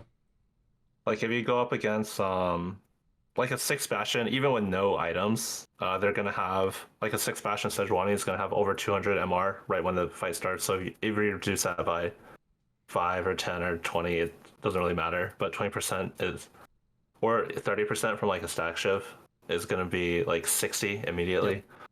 Makes sense. Talk about all the tanks. We have Galio, which is the one-off Bastion. Oh yeah, true. He is a Bastion and Cypher. Cypher is the loose streak trait, so doesn't really have a second. Maybe get dropped to Galio on stage 1, hold this guy. Yeah. I haven't really played around him that much. I've seen like a little bit of like Cypher catch it into Galio 3, Draven 3. Wasn't really that impressed. I mean, honestly, this is basically the 4-cost Galio spell, but instead of a taunt, he does like a little bit of whirlwind damage or something that stuns. Yeah. But I think the taunt is probably better, and he probably has like less base stats or whatever. Yeah, 4-cost Storyweaver, Bruiser Galio. He is Bastion, so maybe the heal is better, but it's yeah, I'm not really sure. I haven't really seen people playing around Galio too much just because I guess maybe you can reroll him with Draven. I mean, Bastion just gotten so many nerfs. Used to like see him a lot on earlier PvP cycles. Maybe if Bastion gets buffed up again, you'll see him more. Because he is like one of the higher cost Bastions. If you don't have Renekton, it's like you're probably playing Sejuani and Jax because they're both Exotech. But then after that, you just have a bunch of 2-cost units, and you're probably gonna be wanting to play Galio if you're playing more than 2 Bastion, like almost always. Yeah, I feel like Bastion has a line because Sejuani and Renekton are so strong. Like Bastions like really want to go level 8, and then at that point, you're just gonna want to put your items on Sejuani instead of a Galio. Yeah, kind of a hard unit to actually like make shine, but he's there. And then I guess we'll talk about the AD. I guess we'll talk about the melee one first. Rengar is Yep. he's the sole. Most people like when they talk about the lack of melees of set, only mention that there's only one 4-cost AD or like there's one 4-cost melee champion. There's only one 3-cost melee champion as well. Yeah. Which is a bit interesting. Kind of have to see how it plays out through a whole set before I give like that much opinions on it. All I'll say is it just feels weird. Yeah, I think that's pretty strange. But this unit's pretty similar to Smeech. He like functions differently, of course, because they can't just like turbo reprint the same unit. But on cast he'll heal a bit, which is a little nice, and then he'll jump to the lowest health enemy within 2 hexes, deal some damage, usually kill them, and then each cast increases his leap range, lets him like assassinate more of the board. Yeah, he's just gonna be your 3-cost melee that jumps around, hopefully kills backline. He's the executioner you really want to play with Graves. Street Demon, I don't really think he's gonna be a carrying vertical Street Demon because he kind of like needs executioner and it's just really hard to fit. But if you're playing Rengar 3, it could be a good idea to play at least like Nico and Echo to get in free strategist and 3 Street Demon as well for him. Yeah, and then if you're playing vertical executioner, having some frontline is nice. Yep. But yeah, I think this guy is just gonna be super similar to Smeech for anyone who played last set. Yeah, just give him a healing item, give him some other melee stuff like either Edge Knight or Titans or something, and then he'll be pretty good. One thing to notice, a lot of these, some of these units, I guess like Rengar does have some built-in healing, but it's not that much. It's kind of how I guess like Camille last set had some built-in healing, but you still wanted a healing item on her. It's just like not enough on its own. Agree. So that's. We can talk about the backline AD champions. And that's there's Draven as well. I think a lot of people envision these units as Ginsu units, and I think that like because of that, people like think this is like a Ginsu set. But I don't think any of these units like if you're going for BIS items on them want Ginsu at all. But people probably have to learn that. Yeah. Most of these are like either. I mean, Senna's weird, but Draven and Jinx are mostly just AD casters, which either want like full damage or like a Shojin at most. I don't really know if they like actually want Shojin versus full damage, but I don't think you can go wrong with it right now at least. Yeah, I would think full damage is better, but it's not obvious. Draven's spell is extremely strong. He's 120 mana, but it just like does so much damage. Yeah, so either Shojin or full damage. It probably just depends on what item you have. But Draven himself, he's kind of a reprint of the mech one that was also like hackered in the backline, which was cringe. If he's not hackered in the backline and he's not a mech, he's a little bit less powerful, but he is a 3-cost. Has a really expensive spell, and he hurls like a mass like 2 axes across the like entire board. And it's the most enemies as well. So end up doing a lot of AoE. The physical damage is reduced by 20% for each enemy hit, but he can still sometimes snipe backline and he'll like nuke frontline basically. But yeah, either full damage or Shojin is good. If you have like a good Cypher cash out and you natural a bunch of Dravens, you can play like Draven 3 with like Zeri duo carry, for example. Yeah. I think he's really good duo carry with Zeri. Yep. Also just like he's like very often just the random rapid fire you play for like any of the rapid fires. Like he can be a rapid fire for like TF. He's like a really, really good rebuff player. That's something I've seen him for a lot as like your secondary. He'll do like a decent amount of damage and he'll probably like anti-heal to the enemy board. Yeah, that's true. Because a lot of the rapid fires, like actually none of them really have like utility. So if you're re-rolling, sometimes you're just like 2-star Draven's your best option. You're not gonna have access to 2-star Zeri. You're not gonna have like another 3-star oftentimes. And then if you're playing Zeri, then 2-star Draven's also your best option. Yep. And then Jinx is a little weird. I think mostly just because of Street Demon. I imagine if Street Demon is like a little bit more explored or a little bit more popular, she can kind of fulfill the role that like Ezreal did. It's a very simple. Wait, which Ezreal? Less at Ezreal, the rebel artillerist. Oh yeah, like item hold into Jinx kind of thing. Yeah. Or yeah, the rebel Jinx. So item hold into Samira this set. Yeah, item hold into Samira or like Aphelios or Xayah, which is like the quirky equivalent.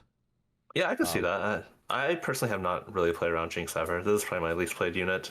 Yeah, I like rerolled her one time, but it was like a super high roll spot. I was like naturally all the units, but I I rerolled her with like the 3-cost bruisers, and I ended up with like 6 bruiser drinks. I went second. It felt like okay, but I think this unit is like a bit undercooked, honestly.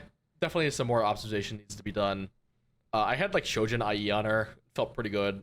Last item's probably like Last Whisper, like DB or something. Yeah, she scales up every cast, so it makes sense that Shojin would be good. But yeah, I haven't played this unit, so. Yeah, she felt okay. I think definitely some more experimenting can be done, but she'll see play on like the 4 marksman for Vanguard board, and like if you have infinite items, you can like put items on her as well. But that's probably not going to happen that much. Just like a solid unit that I think right now is probably not going to get played that much, but I think like shift a little bit of the set and she'll probably become like a pretty popular item holder if like the Street Demon line is more consistent, I guess. Yeah, I think what you said about like similar to Seven Rebel last patch, or last set. If something like that is viable with Street Demon, then I guess you could have 88 Jinx as your 80 item holder in that line. Yep. And then we have Senna, which is like such a unique unit for like something that doesn't really look unique. Yeah. Mostly just because of like something that like doesn't show up when I'm like hovering over this. It's she's unique because of her base stats.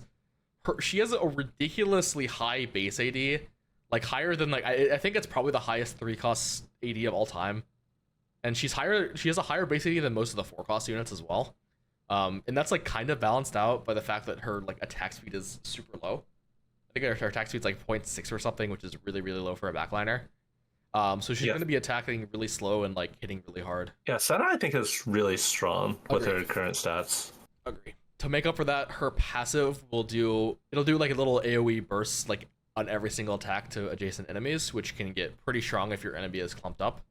You want to like position her to like where she can hit multiple units ideally. But because of that, like I like her spell is like okay. It like shoots I think she's had this spell before where she just shoots a beam that hits like a large amount of enemies. But honestly, like since like with her passive and stuff, and like I just kind of find myself just building full damage and like either like a Runas or something, and not really caring about the spell at all. And she gets like even more AD from like her Divinicore bonus gains AD, and then Slayer also gains AD. So this unit is like the AD fiend. And yeah. I'm not entirely sure if it's the same, but I know with the Ink Shadow Senna that have like a similar description of the spell. You could put her like not in the corner but one offset. Yeah, that was the socks to kind of hit like the most units. I think this version of Senna cares less about the spell than that version of Senna, honestly.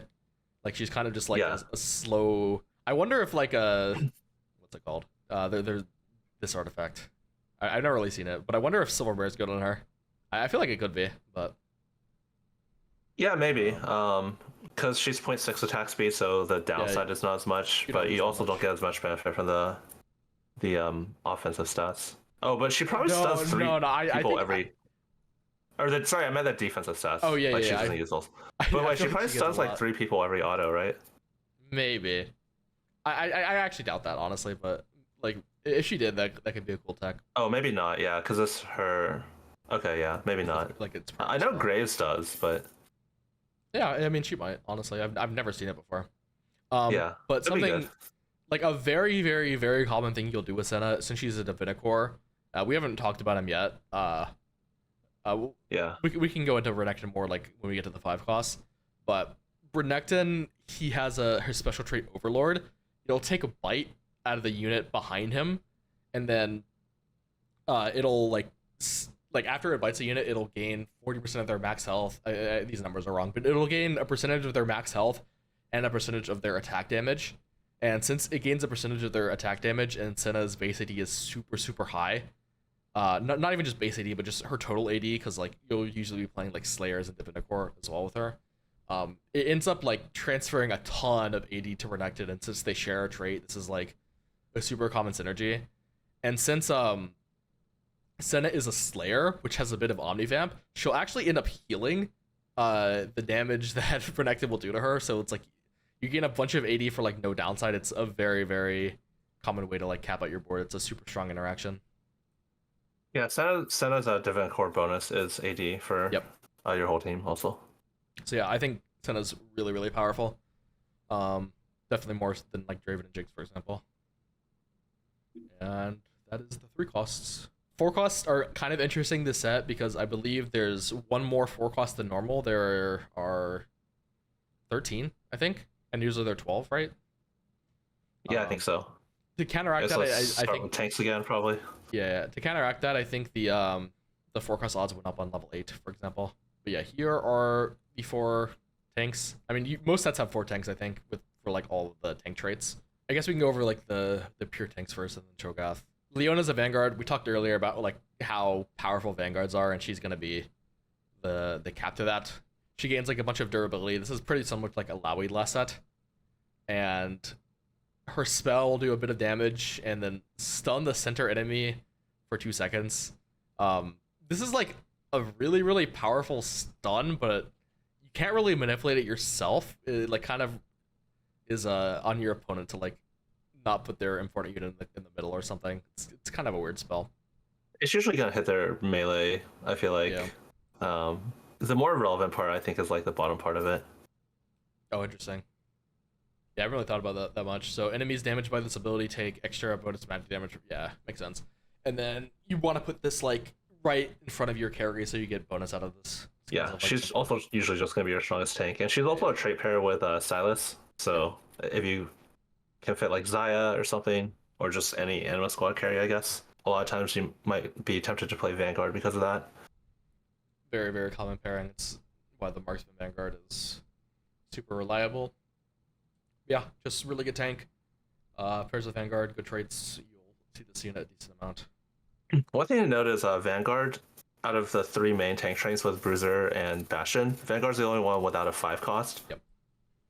So I feel like because of that, they put more power into like Leona being tanky, but I'm not really sure. Either way. Yeah. Good tank. Scales really well with the items. Just durability. How a lot of other tanks kind of heal and shield themselves. Durability is really bad with no items, because gain durability for 4 seconds with no items, she's still instantly dead. But scales really well with items. Yep. Nico is something. We talked earlier about like how she's a natural pair with Echo, and then you need like one more Street Demon.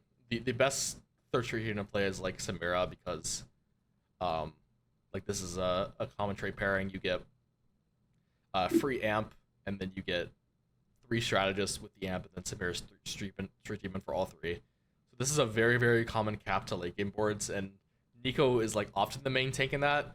But I'm telling you, this unit, like just like based on the numbers, is one of the worst units I've seen as like a tank. She is so bad, but her traits are good, so I don't know. Yeah, if you look at like her mana, I think she's actually gotten buffed since this. But if you look at like her mana cost and the amount of shield it gains, and just like compare it to like random like 2 costs, like it's actually looks really bad in comparison to like Skarner. Yeah, Skarner gains 375 shield at 2 cost. This one gains 480. Like you're getting 100 more shield for being a 4 cost versus a 2-star 4 cost versus a 2-star 2 cost, for example. Yeah, it's higher mana cost. And then you could argue like Vanguard's it's 20 higher mana. You could argue like Vanguard's just a better trait than Strategist for frontline as well. Yeah, I think a lot of times you'll just play her in that like Street Demon Strategist like AP line, just because she just gives you the traits for the rest of your board. Yeah, but she seems like really weak as an individual unit. Agree. The thing is like this line has like no shortage of good units, and if you can like get to Kabuko, which is such a strong 5 cost we'll talk about later, it matters a lot less that your Nico is like able to tank more. But I don't know. I think if Kabuko is nerfed, they need to do something about this Nico unit because like she is actually just pathetic. Yeah. So we have Sejuani. Sejuani is the AoE CC tank of the set. Think about Elise from last set, Tom Kinch the set before. Big AoE CC, one of the most important things to position around in the late game. On PB right now, she's stunning a bunch of full teams because people aren't paying attention, but should happen a little bit less on live. Although her CC is a lot easier to hit than like Elise, for example, just because the AoE is like kind of massive and a little bit harder to manipulate. Yeah, I think it's actually easier to play against her than it is to play against Elise. I kind of disagree, but okay. I'm curious, why you think that? I feel like the back right corner hex is like pretty safe. because since she starts at her current target, like if you have your main tank where like Nico is, which is pretty common, your Yeah. back right corner hex won't get hit, like no matter where they put their Sejuani. Yeah, I agree. Like if you know you're fighting in the 1v1, you shouldn't be getting your carry CC'd at all. I agree, but like say you're like worried about like some melee matchups, you might have a Yuta here or something, and then like, Yeah. you can like lose the 1 and 3 or whatever. But the notable thing about Sejuani that like I think makes her a lot stronger than a lot of these CC tanks is her passive. And she gains 30% more armor and MR from all sources. And like combine this with the fact that she is an Exotech unit, which pairs exactly with Jax, who is also a Bastion.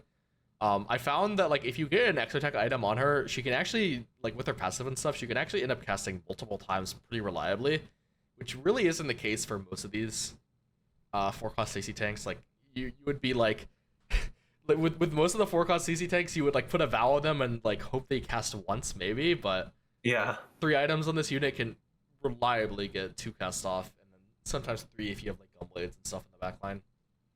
Yeah. Agreed. So definitely like a stronger unit, but that's with the caveat that like I think she's a little bit less flexible, kind of. Well, not really. Like you could always pair her with Renekton, which is a 5-cost, so she actually fits on a lot of boards. But I don't like. I think if you don't have Exotech in, she's not really going to be the able to do those like double cast rounds. But yeah, just your standard CC tank. Vow is going to be one of her best items, but just put generic tank, I guess. Yeah. Her cast is so impactful that getting it ASAP is really important. Like sometimes maybe like your Sejuani cast before theirs, and then if they have like 1 star or no items, maybe you can kill it during the stun. Yep. And then we have Cho'Gath. He is a really, really polarizing unit. Like he's kind of a tank, but honestly he's more of like a scaling carry that has a tank trait. Yeah.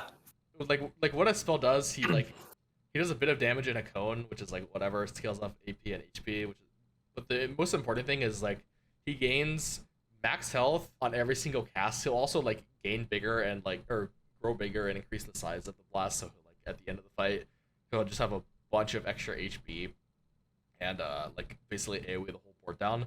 But this unit gets kind of crazy since like with 6 bruiser increases the percent HP so much. If he actually gets ramped up, he just kind of becomes like an unkillable monster at the end of the fights. Especially with like a lot of different artifacts. Like Talisman is one of the biggest one. If he can ever ascend, you basically will never lose the fight if you proc Talisman on Cho'Gath. But also just like the ones that like scale off of like healing, like Locket, and I think Locket's better than Visage, but like Locket and Visage. Yeah, I think Locket on this guy is absolutely insane. Yeah. A lot of the value of Visage is in like the high base HP it gives, and Cho'Gath like doesn't really need that. Whereas if you look at the stats on Locket, like almost all the power budget is in. Yep. Like it gives very very little base stats. So yeah, definitely some artifact Exodias that will be very very frustrating. I'm kind of not a fan of this unit, but he's definitely cool to see the first couple of times. He's also really good with just like the craftables at scale with max HP. Like Dragon's Claw and Redemption are both insane on this guy. Yeah, makes sense. I think You could even do like Redemption on a unit next to him and have like 3 tank items on him if you have the luxury to do that. yeah, if you're playing Bruiser comp, that comes up a lot, right? Because you're just redemptioning 2, like 3 or 4, 6 Bruiser units. Yeah. Like Dragon's Claw is like percent max health healing. A lot of times, like if you have it on Sejuani or Leona, even with a 3 item like Leona, she's probably gonna have like 3,000 health tops. Your Cho'Gath can get up to like 10,000 in a fight, like pretty easily with 6 bruiser. What I will say though is that like since he's only really gonna be powerful if he can get to that like end state of like casting a bunch and having a huge amount of HP, he's like really really worthless as like a 2 bruiser flex. Yes. I think with this unit, you're basically playing like 6 or 0, or like you're playing 6 bruiser, or you're like not playing him. Like maybe like in some like, bot vertical setup, you just have to play Cho'Gath. But like if you actually want him to like do anything, it's 6 bruiser, or you just don't play him, which is a little bit annoying. You would hope that like if you had a Cho'Gath 2 on your flex run, like you could like keep him, but like I think it's like he's really really bad at less than 6 bruiser. Yeah, he's kind of like a tank hyper carry himself, where it's like he really needs like a lot of resources devoted to him for him to like be good. Yep. Otherwise, he's pretty weak. That is Cho'Gath, or that's all the tanks, I guess. And then we talk about the AP units. I'd say one thing to note: pretty simply is that there's 2 blue buff holders and 2 Shojin holders. Okay, not really, because Annie also wants Shojin on she wants both, which is a little weird. But this should be like a pretty good way to like guide your early game itemization into like in game comps, assuming balance state. For example, Yeah. if these units aren't balanced, like you might want to force one or the other. For example, like not build Shojin if you need blue buff or vice versa. But Shojin tends to be like still pretty good on 30 mana units, but blue is very bad on like Brandon Ziggs. agree. Yeah, we'll talk about Annie. I think Annie is the most unique one out of all of these. One of the more unique units I think they've ever made. Basically, you just want her to cast as much as possible. Both of her traits increase her, or Golden Ox increases her damage amp, and then amp increases the amount of like mini fireballs she does, which isn't a big part. Like she'll end up doing a little bit more AoE. But I forget exactly how it scales the tippers, but it scales the tippers somewhat. But every forecast she'll summon a tippers. That's why you want to be casting a bunch, because she can also like kind of function as a little bit of front line with her being able to summon. And then tippers is a big part of your damage. It'll like spawn in, start auto attacking. When it spawns, it'll do like a chunk of AoE, but it'll also like auto attack for a decent amount, and it has like an AoE aura that like anti heals. So this unit is doing a lot.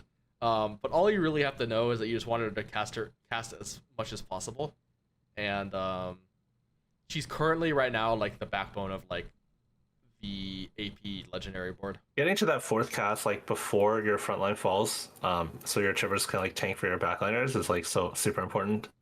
Yep. Yeah, I feel like this unit is like too complicated to say that much more. It's just like just build a blue buff Shojin Dashers and then have her cast a bunch. You got it. Vex is Divinicore Executioner. Her Divinicore bonus gives crit to your whole team, so that helps with executioners pretty much. But it also means like if you're playing a non-executioner carry in Divinicore, which is usually just Zed, it makes IE on those units really good because you're getting extra crit from the trait. So note, she has a pretty unique passive where she gains Omnivamp as a backline unit, but whenever she overheals, it'll like convert into bonus true damage on her primary target, and her spell's like an AoE. I really wouldn't think that much about this passive. I know Riot like wants you to build like Gunblade and like healing on her. I think that's just kind of fake. You just put blue buff and a bunch of AP, and then the Omnivamp will help it like not die to like poke damage. But I think the converted true damage stuff is a bit of a gimmick. Yeah, I think in theory like Hand of Justice sounds like it should be a lot, but normally like just if you look at all the units throughout the set, like you're just gonna be taking random chip damage from stuff like Annie or Brand hitting, or even Ziggs. Like all these units will just like chip your backline, so you're not gonna get value out of the passive when you're full 100% HP Vex that often. Yep, not really much to say. She's just a backline AP blue buff holder and does single target and a little bit of explosion damage. Yeah, you're kind of out of it again. Yeah, not really that much else to say. She's just your backline blue buff holder that does a lot of single target and a little bit of AoE. She's going to be your AP item holder for Divinicore. That is where you're going to be seeing her the most. But also, if you're playing like 5 Executioner, she can be a good way to cap out that board. Yeah, I think like Executioner, like we talked about earlier, seems pretty similar to the Ambusher line, where it's like you'll carry like a 3-star Graves or Rengar, and then later you would get like 2-star like before you get 2-star Echo as your 4 cost, and you have 2-star Vexes, and you'll have some leftover items. I think she's like actually really strong. Yep. Okay. Next we have Brand.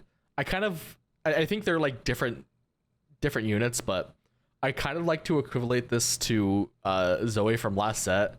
Not really with how the units work exactly, but more in the sense of like itemization and like how they pair with the traits. Because I think Street Demon is a pretty similar trait web to like Rebel for last set, which is what Zoe was. You usually either playing like 3 or 7, and then Techie is pretty similar to Sork from last set, and they use pretty similar items. Like a very very common build you'll see is the Guard Breaker JG combo with Shojin on him, because he gains like AP from both of his traits, and that pairs really well with like the damage amp and crit from JG Guard Breaker. But yeah, he's kind of like your backline AoE nuke units. One thing to note is that his spell is like a really really slow cast, which can be a little frustrating sometimes. But I mean, if he does enough damage, that really won't be an issue. I think he got like a recent buff in the A patch, so I wouldn't really be surprised if he's like meta now. Yeah, I hadn't thought about how he's like Zoe. It's like Street Demon's basically Rebel, Techie's basically Sorg, so it makes a lot of sense. And yeah, his cast being slow, I kind of I just like mentally think of him as like a slightly higher mana unit than it shows. But yeah, Yeah, that makes sense. it can definitely be frustrating if like you're about to win a fight and then you lose because your brand projectiles in the air. But yeah, he has a internal synergy unit with Zyra. They're both Street Demon and Techies, and both Nico and Echo are Street Demon strategists. So like playing these four gets you a lot of the way there. It gets you a lot of synergies when like just playing 7 Street Demon, for example. I don't really know how common 7 Street Demon is gonna be like immediately, just because I'm not really sure if the trait's that powerful, but it's definitely easy to like flex in 3 with this unit, at least. Yeah, we'll see. And then we have Ziggs, who got a pretty big buff on the new patch, so kind of hard to say on his power level, but he's a strategist. No, I mean, we talked about it like just a second ago, but it's really, really easy to fit in with the Nico Echo, like Yumi Samira.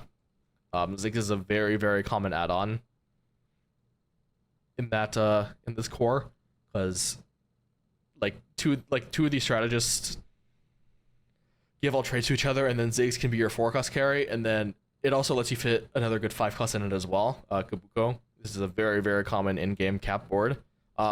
Right now, you're not really carrying Ziggs that much in this cap, mostly because of his previously low damage. But after the damage buff, he's probably more appealing as like a actual damage dealer. He's a cyber boss as well.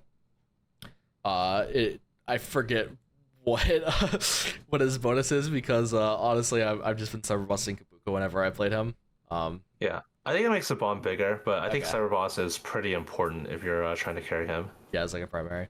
It makes his AoE bigger, yeah. Yeah, so his spell it like throws out a plus sign, and it'll hit the whole row and column. So like you don't really want to put him in the middle, for example. You still want to put him on like the corner, kind of. I mean, I guess you want to put him on like. I mean, do you even want to put him on the same column? It's the most enemies. I have no idea. Maybe just put him in the corner. But I'm not entirely sure, honestly. Yeah, I think his spell has a really unusual shape that we haven't really seen anything quite like it. So I'm not entirely sure. Like putting him more towards the middle is probably gonna do more damage, but I'm not sure there's like some tech where you can like snipe backline on the side. I would think by default I would default think you want more towards the middle and just like try to maximize the damage. well, the He thing doesn't is, really. the thing is, I think if you put him in the corner, I think the plus side, like it'll hit like this unit up here, like if it's hitting the front row. I don't think it's like only like 3 hexes. Like I don't think you need to put in the middle to hit the whole row. I think you hit the whole row from like the corner. Right, but like it'll just try to. Yeah, it might not matter that much, honestly. Either way, I feel like he doesn't. I feel like he doesn't do enough damage, like snipe backline, unless like you can combo it with something else. So you might as well try to maximize TPS. Which I guess like I think by having him in the middle, you give yourself like the most target options, and then the game can decide which one of those options is the max TPS. Yeah, I can see that potentially. But yeah, I think mostly just position him like the same way you would any other carry, like protect him if he's your most important unit. Raw AP on him should be a bit better, because like strategist just gives damage amp. Cyberboss gains a bit of AP, but I don't think it's like anything to It's not that go much, crazy yeah. about. Yeah, like 15 or yeah, it's whatever. Yeah, raw AP is also really good on Vex for the same reason, I think. Yep. So that like they can potentially be your Archangels holders, but honestly, if you're like playing around these units that like want like meta items, it's kind of hard to justify Archangels. So more Yeah. realistically, it's like maybe like a death cap or something. We'll see how the set plays out, but I feel like Tyr and Rod, depending on how the set plays out, are going to be really hard to get, just because a lot of AP comps in the last set you kind of want like one tier, and like more is fine, but you only really need one. Whereas this set, a lot of them seem to want like multiple tiers, and then Rod is also really really good as well. We'll see. Yeah, thing is like And like even this- AD comp want Rage Blade. Yeah.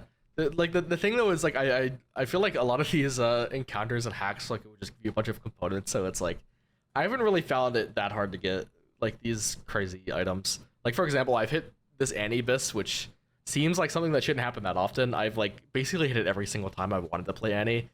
And like you can call me a high roller, but like the thing is like you just get so many items a lot of the games. I can't Yeah, we'll really see how it remember. plays out. I can't really remember any of the games that I'm just left with like 12 components on like Wolves, for example, or on Raptors or whatever. It usually feels like much more. Okay.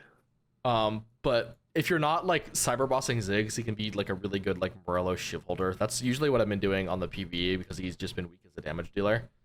But like I'll do like Annie Samira primary, and like Ziggs will be my support. Yeah. So yeah, that's the APs. I guess we'll talk about the AD units, which are some melee. Yeah, for backline ADs, I guess we'll talk about the marksman first. We've mentioned marksman Vanguard a few times in this video already, mostly just because like the traits fit so well together. We already talked about how like Xayah, Leona, Silas is like 3 Anima Squad 2 Vanguard, but then Aphelios also pairs with Jarvan, who is Oxforce Vanguard. So then you already have 3 Vanguard, 2 Marksman. So you might as well just play like a random 4th Vanguard. Ross is pretty good because he gives the free Divinic War Armor and Mar bonus, is what you'll see a lot. And then Yeah, I feel like those next units are going to be played together so often. yeah. And then like you could do 6 Vanguard. It's probably fine, but I think most people have found that like the damage bonus you get from 4 Marksmen is usually going to be better. And like the Jin and the Jinx aren't even that bad. But for Aphelios himself, he's just going to be your Ginsu auto attack unit. I think this is like a direct reprint of like the set 9 Aphelios that was like Targon or something. So he'll like shoot a Moonblast that'll like do a bit of AoE, and then he'll like equip chakrams for every unit he hits, and then those will do damage. Like from it'll like add damage to his auto attack, so that's why you want to be attacking fast. So he's gonna be your Gensu holder. Scales gets 80 from his traits, gets damage amp from his traits. So you want to be like crit is pretty good on him, and then gunblade to like heal up your front line is the build I've done most often, but it's probably not like that important besides just getting like the 1 Gensu at least. Yeah, I think Infinity Edge, I think is like good on both Xayah and Aphelios, but Yeah, it's better on Xayah. I think the main factors are cast animation. Yeah, I would definitely say like in an ideal world, Xayah is holding your IE over Aphelios. Yeah, They can I think both use I'm not entirely sure. I think in an ideal world you have IE on both of them, but obviously that could be hard to get. Yep. And then Xayah, I'd like to equivalent this to like set 11 Kaisa. She is your like big AoE caster. She's not really an auto attacker. She doesn't want Rage Blade. It's mostly just like a big single target nuke. And then if you kill the target with the nuke, it'll like hit nearby enemies. I think like GS, for example, is pretty good on her just to like capitalize on that like frontline killing potential. And then I actually think I often don't like Shojin on these 80 caster units, but I think her cast animation is fast enough that it's actually pretty good on her. For example, like I don't think Shojin last set was very good on Corki because Corki, like after he casted, he spent so much time doing his animation. Xayah is just pretty much sit and then she'll go back to autoing. So I think Shojin's like pretty good. I think this is the build I've done most often, but again, that's like 3 swords, kind of hard to get. Yeah, checks out. She's gonna be our main carry in like vertical ammo squad a lot of the times as a 4 cost. And definitely, it might be hard to like rely on her as a main carry in Animal Squad because you're gonna be contested by the Marksman Vanguard players who don't like need her 2-star to succeed, but like still want her. So it might be awkward to play Animal Squad. But if you play Marksman Vanguard, you have like more outs, I guess. Yeah, I think also because the Anima Squad weapon fires from a random Anima Squad unit, I think like having all of those units, if you have Armor Shred and like Aphelios all on the same side is pretty important. That's a good note. And then we have Misfortune, who honestly is kind of my blind spot this set. I feel like I've not really gotten the chance to play around her that much as like the primary focus. I've seen her do well as like the cap to like, I don't know, like Nitro with the Dynamo stuff, or like a TF with like the 5 Syndicate. She's done really well there. And like I've seen other people make her work in certain other boards, but I just really haven't gotten the chance to play around with her myself. Have you played much around this unit, like as your main character? Yeah, she's kind of tricky because you really want her to cast, like, she needs 100 mana to cast. She does have Dynamo, which helps, but you really want her to cast like early in order to like maximize her damage, because she's not going to be able to clean up late. If she's in like a 1v1, she's only gonna be doing like 1/7 or something, or like maybe even less than that of her total cast because most of the bullets are missed. But yeah, definitely kind of tricky to play around because I don't think you can use her as like your like solo carry, but maybe you can use her with like Elise to like clean up.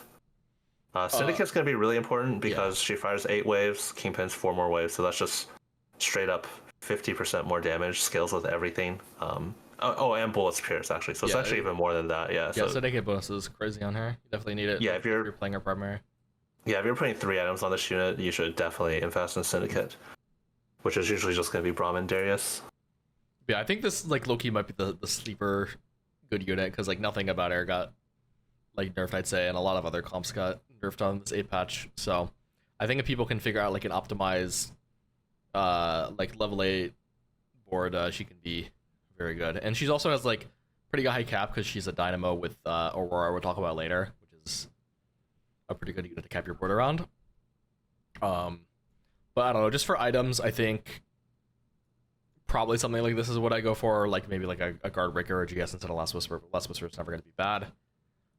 Even with Dynamo, I think Shojin is still like value just because her mana is that high, and like getting the first cast off, like Aesah said, is really important. Yeah, one thing to note about these backline carries is Aphelios and Xayah just, first of all, just being marksmen, and they actually both gain AD and damage amp from their traits. But even apart from that, they both have a base of 95 AD at 2-star, whereas Miss Fortune has 75. So Miss Fortune, almost all of her damage is coming from her ability. Yeah, makes sense. Whereas like Xayah and Aphelios are more like mixed, like their auto attacks and their ability. And now we have Zeri. Zeri was definitely really, really strong earlier on in the PvE cycle, but she's probably gotten nerfed. I mean, not her exactly, but her line has probably gotten like the most nerfs. Bastion got like 4 nerfs in a row. Yeah, Bastion got 4 nerfs. I think Zeri got 2 nerfs herself. I personally find this unit a little bit underwhelming right now, but she definitely is going to have her place in the set eventually. I think Zeri's really fun. Yeah, she's super fun. Her spell will summon a clone. She's really a low mana unit, so you'll end up getting a lot of clones. And then the clones will like attack the same unit as your Zeri does, but it'll do like half damage, and they last for a couple seconds, then disappear when it dies. But it'll also like disappear after the time runs out. But basically, you just give her a bunch of attack speed, and then she dashes around the board, summoning a bunch of clones, and then at the end of the fight, you're like nuking a bunch of boards. The problem is that if you're not like stalling out the fight long enough, she is just not going to be able to do the damage in the super fast fights. And her dashing around the board can get a little bit risky with some of the backline access. So Gunblade is kind of required on her, in my opinion. Yeah, I don't know if this is going to change, but right now, one of the Exotech items, the Flux Capacitor, is like way better on Zeri than all the other items. Yep. Flux Capacitor is probably one of the only reasons that you would actually like want to play Zeri. Attacks or charge. So every 4 autos deal 15% of the target's max health as physical damage and reduce armor by 10. But the thing is, like, Zeri is autoing so many times with like Ginsu and the clones that this will just proc a bunch and then be really, really good. Yeah.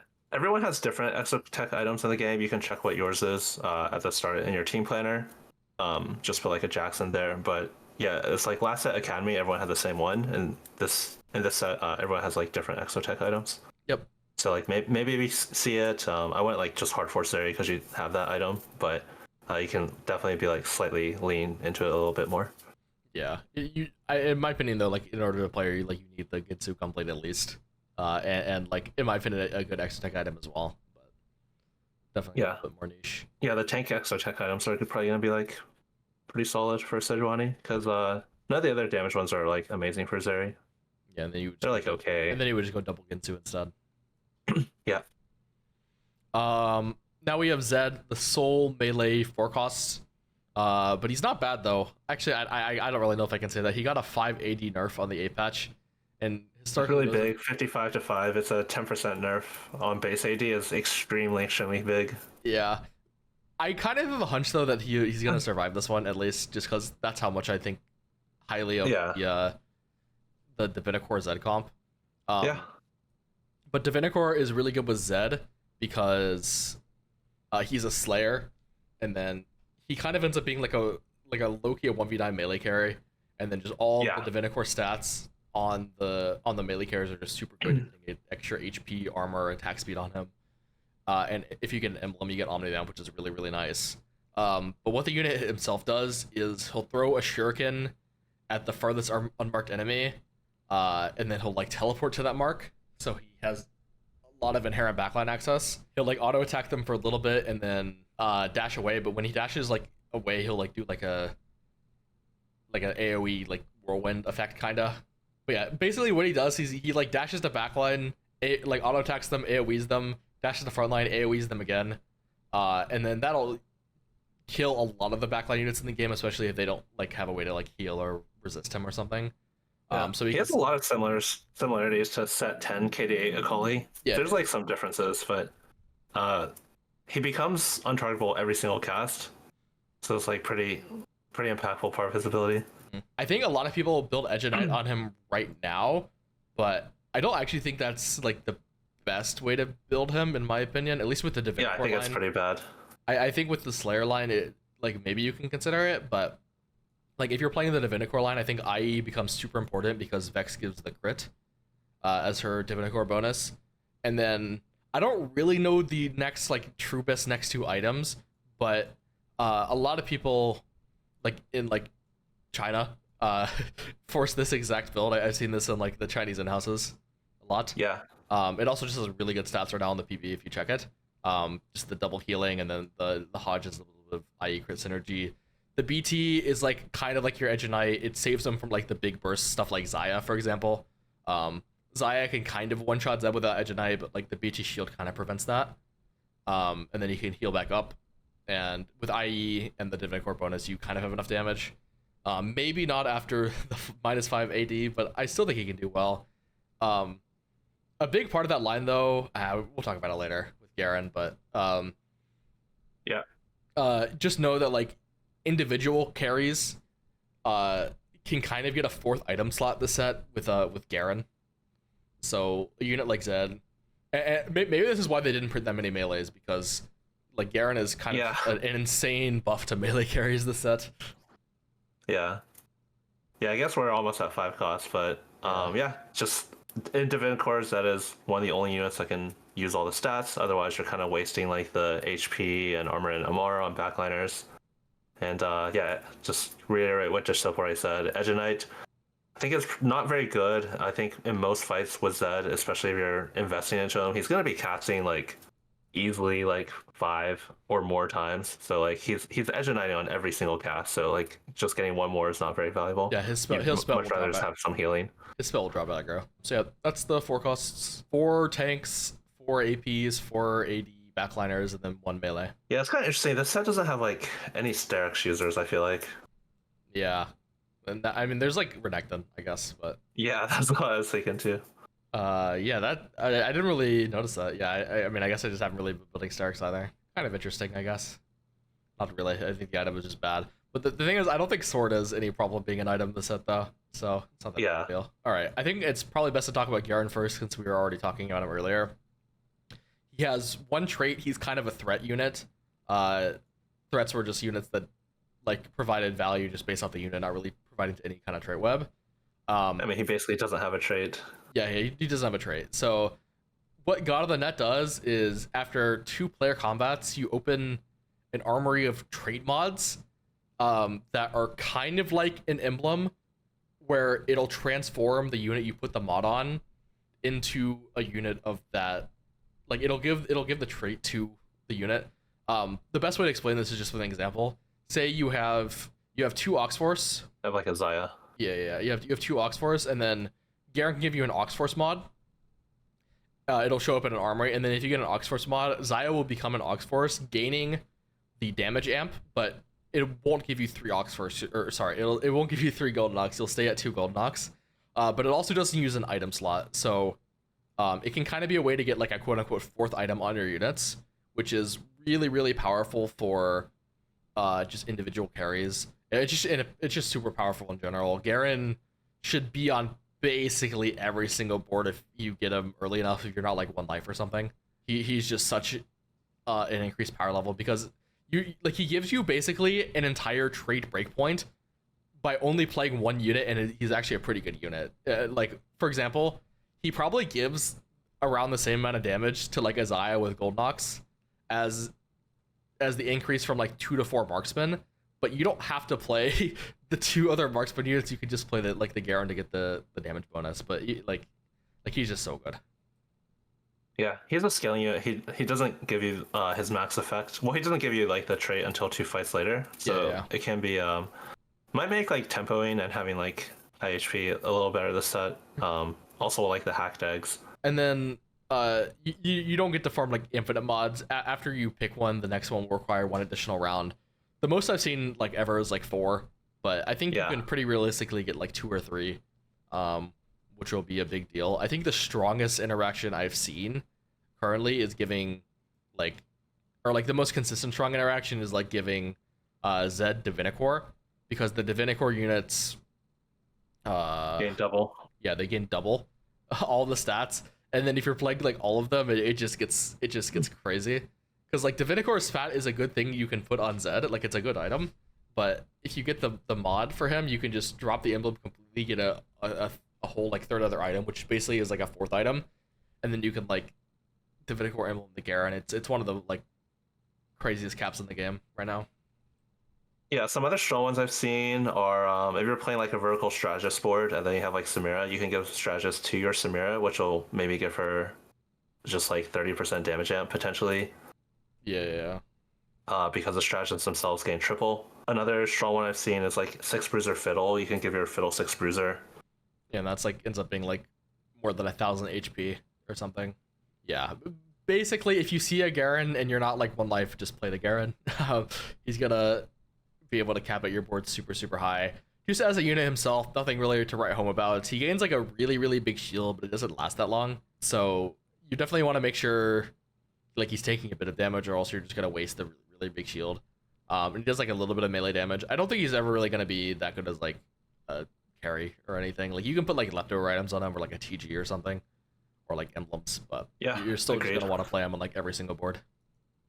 Yeah, I think I kind of think like once we get the set underway and like comps become more meta and like unit slots are like more valuable, I think Garen might be less valuable, but we'll see. I mean, definitely a really strong effect that's kind of unprecedented. I kind of disagree. I think it's gonna be like a 6-cost scenario where you just always play him if you have a decent amount of time.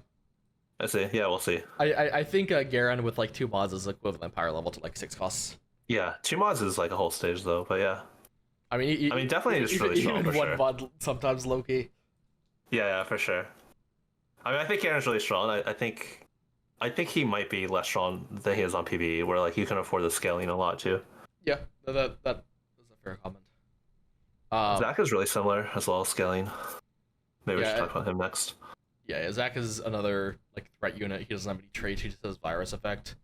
Basically, what virus does is that every single shop, or not every single shop, you'll see a chance to see like blobs in your shop. They cost 0 gold to buy, and like they don't like take up unit slots, for example. So it's just like free value.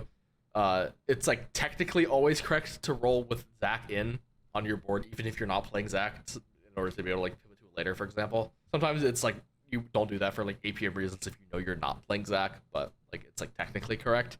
But every single blob you buy will increase the Zach's max health by 3% and AP by 5. And then Zach himself, that's notable because he basically has passive like trench coat, where he'll split into 2 copies when he gets to 10% health, and then when he casts, he will do a bit of AP damage and then stun, and then note that his virus is giving like AP, so like he can actually end up doing a decent amount of damage and have a bunch of HP, but you really need the blobs. If you're not like getting him in like relatively early, he's not going to be that good. Or if you're like not like lessing into like stage 7, for example. The thing is, I thought this unit was actually pretty bad because I felt like you would have to like put him in for like way too long to get him to an effective level. But currently they like buffed his base HP by 50, which is such a big deal for this type of unit because the virus effect is like it's like percentage based, so like a base buff of HP is going to be really impactful. So I wouldn't be surprised if like early Zach is just crazy now. Yeah, he kind of feels, Zach and Garen both kind of feel like win more units, where it's like if you're behind, you're not gonna have like the luxury to play them because they need to scale. But then if you're ahead, especially if you think you can get to like 2-star Zac, I feel like you definitely want this guy on your board, just because he's just gonna scale like infinitely throughout the game. I think Zac is much more of a win more unit than Garen. Yeah, The for sure, thing about definitely. Garen is that like getting one mod after 2 turns, like 2 turns is not that much in my Yeah. opinion. But I mean, Garen's just like you want Garen a yeah. lot more. I think Zac, you need to like probably roll like more than 50 gold in order to get him up to like a decent power level, which is way more than 2 turns usually. I mean, honestly, Yeah, you probably need to roll more than 50. Like honestly, you might need to roll like 100 gold or something. Yeah, I'm not sure. It's hard to say. But he's definitely like underpowered when you first buy him. But yeah, I have hit like the Zac on 7 playing like a 3-cost reroll comp, and then late game he just gets ridiculous. I think Zac has some synergy with Trenchcoat. I'm not entirely sure what it is. I might be wrong about that, but I think he's good with Trenchcoat.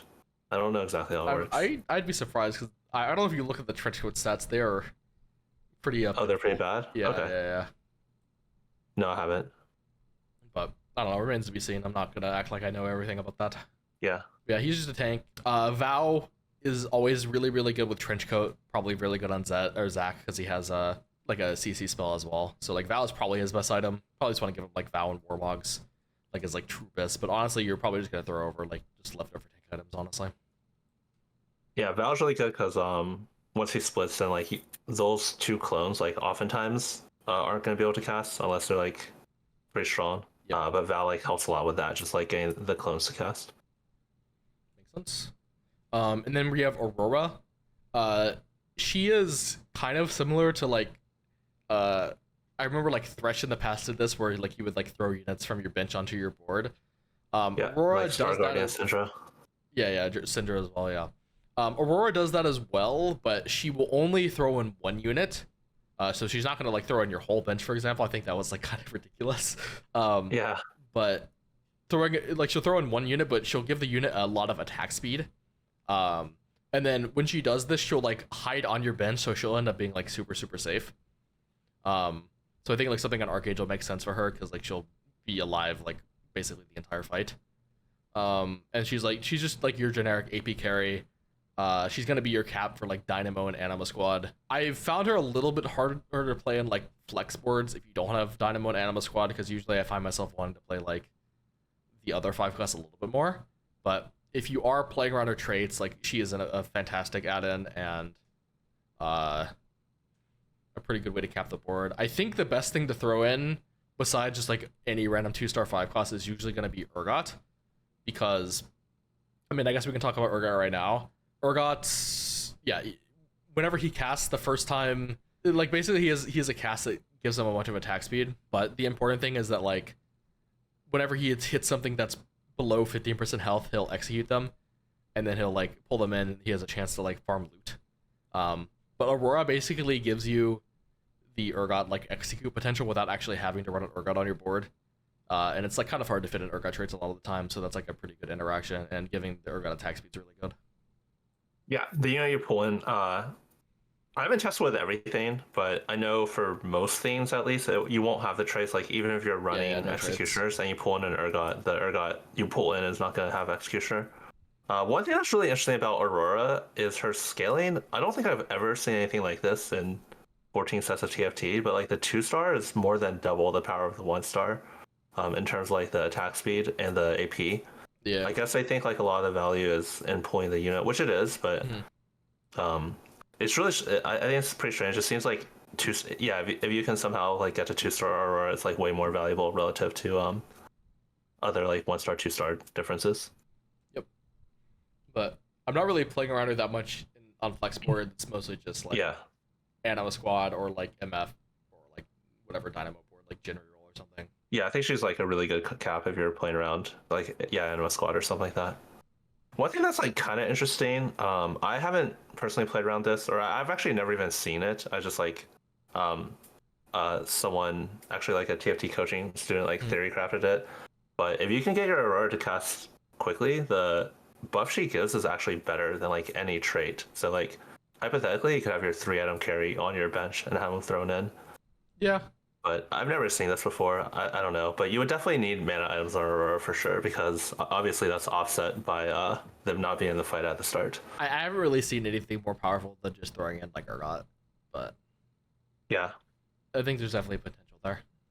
Well, I mean, like maybe having like a 3M Urgot on the bench. Oh yeah, maybe. Yeah, I don't know. Who knows? To speak more about Urgot, he's like Boombot Executioner, so he's a really big deal to hit for Executioner comps because without Emblem, like the 5-piece Executioner bonus is really insane because the 15 durability on the melee carry is just so good. So he's definitely a hard one to hit for Executioners and like something you really want to go like level 8, level 9 for. And then also for like Boombot if you're playing Vertical Boombot for whatever reason. But honestly, his like traits are like whatever to me. You can like splash in Urgot with like Vex playing like a Divinicore board.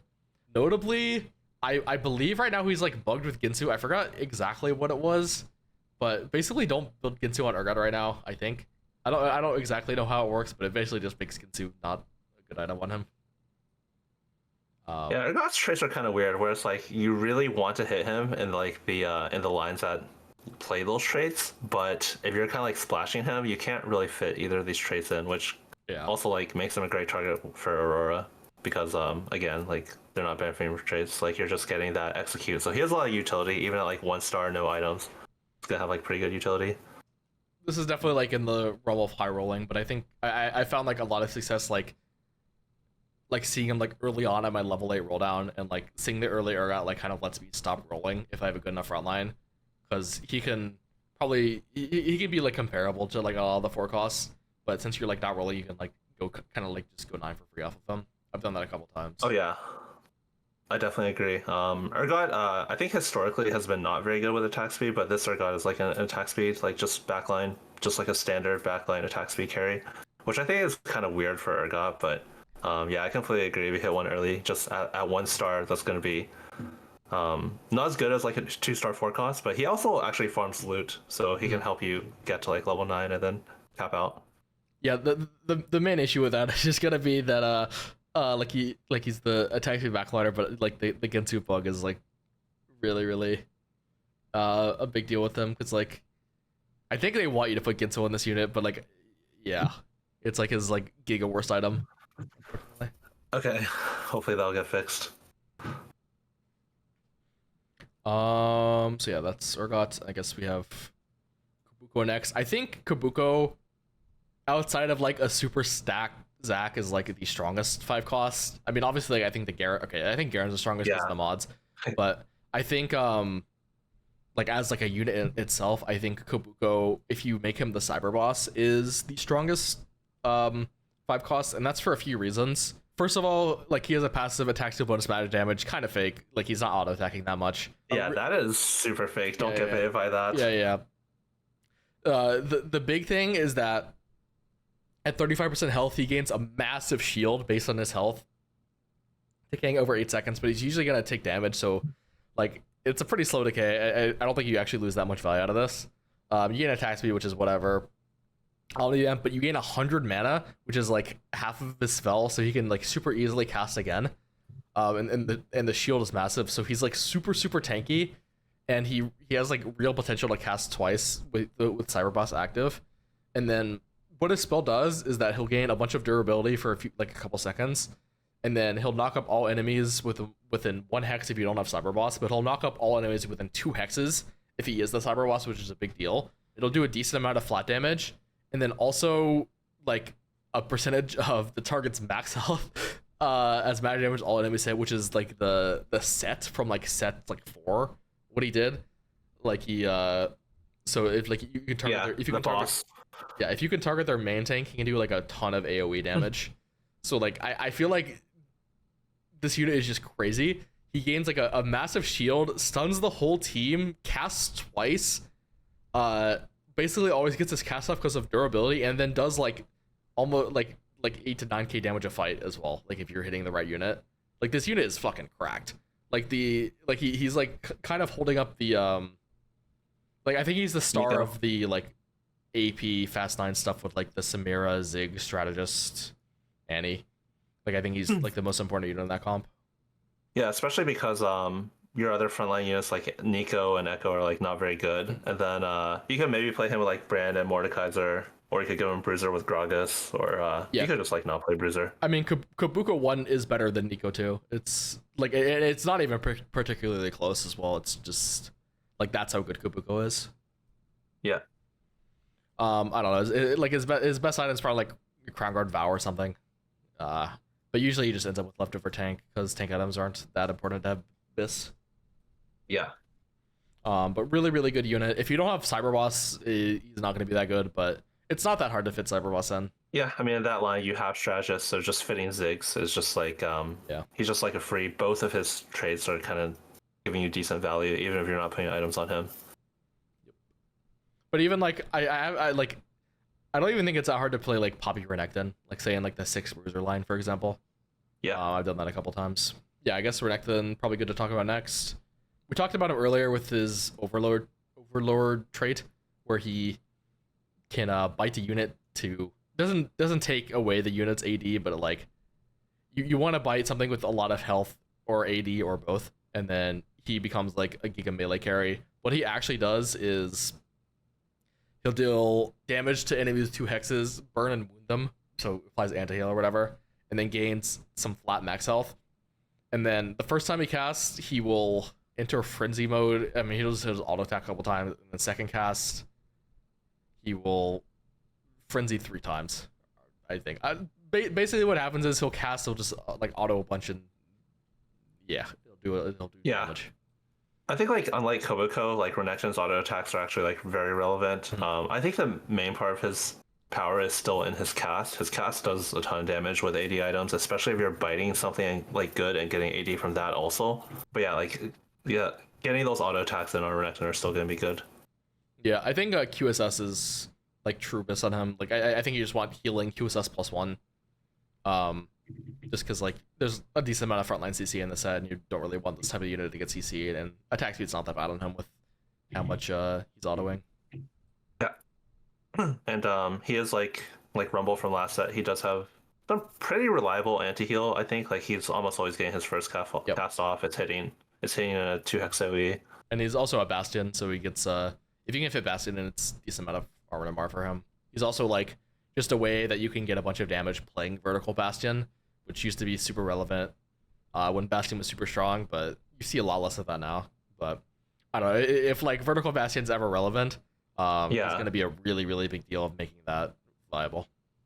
Yeah, I think that'll be like really important. If it definitely makes the line a lot stronger. Where if you're playing like a 6 Bastion Zeri line, just eventually you're gonna need a second carry, and if you can like get to Renekton, that's gonna be really important. Next we have Samira. We kind of talked about her a bit. She's kind of like the linchpin of Street Demon and Amp.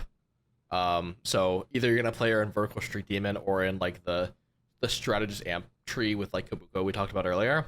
But she's kind of like the big AD caster. I don't really think she needs a mana item. I think you just want to go full damage on her, like IE Last Whisper, like I don't know, like DB or like Hodge maybe to keep her alive. But basically she'll dash towards the target. She like goes in, leaves your backline, goes into the enemy team, and then it'll shoot like a bunch of waves in a big circle. Each bullet will do damage, reduce flat armor, and then reduce what does it even mean? Reduce 20% hex. Oh, so it'll do more damage up close and then less damage from afar. And then when volley ends, she will dash back to safety and deal a bit of damage. Yeah, she always does the same amount of damage, even if she's hitting like a ton of units. Like I think that AoE kind of looks like you want to hit a lot of units, but you actually want to hit like the least amount of units. Makes sense. And then she's an amp, which has like a unique scaler. I forget exactly like the site's bugged, but she'll basically shoot more bullets. Yeah, more amp they've nerfed it a lot on Samira. 2 amp used to be 25%, but now it's only 10% more bullets from like 0 to 2 amp. Yeah, typically so you're playing like either 2 or 3 amp with her. Yeah, a lot of times you might just play like Yuumi and Annie just because they're like good units. Yuumi's also strategist, but I would say like amp is not super important on her. But I mean, yeah, it's just like free to get if you're playing like an Annie or something. Yeah, it's notable because like with both of her traits, it's kind of interesting. She's like an AD unit in like 2 traits that primarily have AP carries. So it's kind of interesting that like she's like caps out a lot of like mixed damage boards. Like Street Demon like plays Brand, which is an AP carry as their 4 cost, and Amp is like Annie, which is an AP carry as a 4 cost. So she's always going to be played alongside, or like almost always going to be played alongside another AP carry, which I don't really know what that means, but that's interesting. Like I guess maybe makes like maybe makes Jewel Lotus really really good in those comps because you get like the dual shred and then get some crits. Yeah, maybe it makes like the flex items like Giant Slayer and Guardbreaker a little bit better. Yeah. I think when you're playing this line, I wouldn't think too much about itemizing Samira. A lot of times, like if you happen to hit a Samira on, let's just say like even 5-1, you'll be able to get 3 ounce on her by 5-5. If you're kind of like playing this like high rolling line. Yeah, she typically, especially if you have like a Giant Slayer. Yeah, she typically ends up with leftover items. I usually only end up getting her good items if I hit her before like stage 5, for example. I've definitely seen like not in this set, but like challenger players in the set in the past like itemize towards their 5 cost. But I don't think like you need to do that. You're just gonna be like weaker throughout the whole game. Yeah, and you'll be able to find items eventually. Yeah, that's Samira, and then we just have Viego to talk about. Kind of interesting. Probably mention his Soul Killer passive first. Basically, Viego comes with a summon for free. It has like a little bit of HP, deals less damage than it usually does, and it has 1 recommended item. It's also like the copy of the highest cost unit Viego helped get like assist with. When you first see Viego, you get like a little golem, so it's not like the trait is dead until you kill something. But I don't know, just he's like a melee carry and he gives him an extra little summon. It's never going to be bad. Ends up being played on like all the high cap like Gold Nox with Annie, and it basically wants to see play on every single techie board. Yeah, you can play if you in this same line with like Samira. I don't know how like viable this is going to be on live, but in PBE a lot of times you can play him with like Mordekaiser and Annie with Kobuko and Samira. Yeah, that's the standard like level 9 board. Yeah, all those units will kind of mash together, and then you can play like the Street Demon strategist with it. Yeah, but what the unit does, he has a passive, he'll heal more when stuff dies, always kind of nice. And then he's very similar to the old 4-cost Oxforce Viego, where he just like jumps in, does a bit of AoE, kinda. 20% shred baseline, which is really, really nice. Yeah, I don't know. He just dumps in, does a bunch of AoE. A lot of his value is just in like the utility though, honestly. With spreading, like Techie, we haven't really talked about this that much, but Techie reduces damage that the enemies deal, and since Viego is casting so early and he can often hit the backline on like his first cast, for example, he's like really really good at applying Techie, and he often like casts before the enemies do, and then that's like minus 10% damage on their main carry very often. If you have a Techie, it's like minus 28%, which is like a massive swing in the fight if that happens. You can also fit him in like the 6 bruiser board. You have Alistair for Golden Ox, you have Mordekaiser for Techie, and one thing that it doesn't show here, but his healing is based on his max HP. So if you can give him like Bruiser Emblem or like Bruiser with Garen somehow, he's just gonna be way tankier than normal. Yep. He's kind of item hungry because he's like a melee, and he like kind of wants to cast multiple times. But honestly, like even with just like the Soul Killer and the Techie utility, he can also just do work as a 0 item unit. So pretty effective 5 costs, I say. Yeah. And like that's all the units. I don't know. Like a lot of reprints, which is like low-key a little boring, but honestly it makes the set like pretty easy to learn, honestly, which is nice, I guess.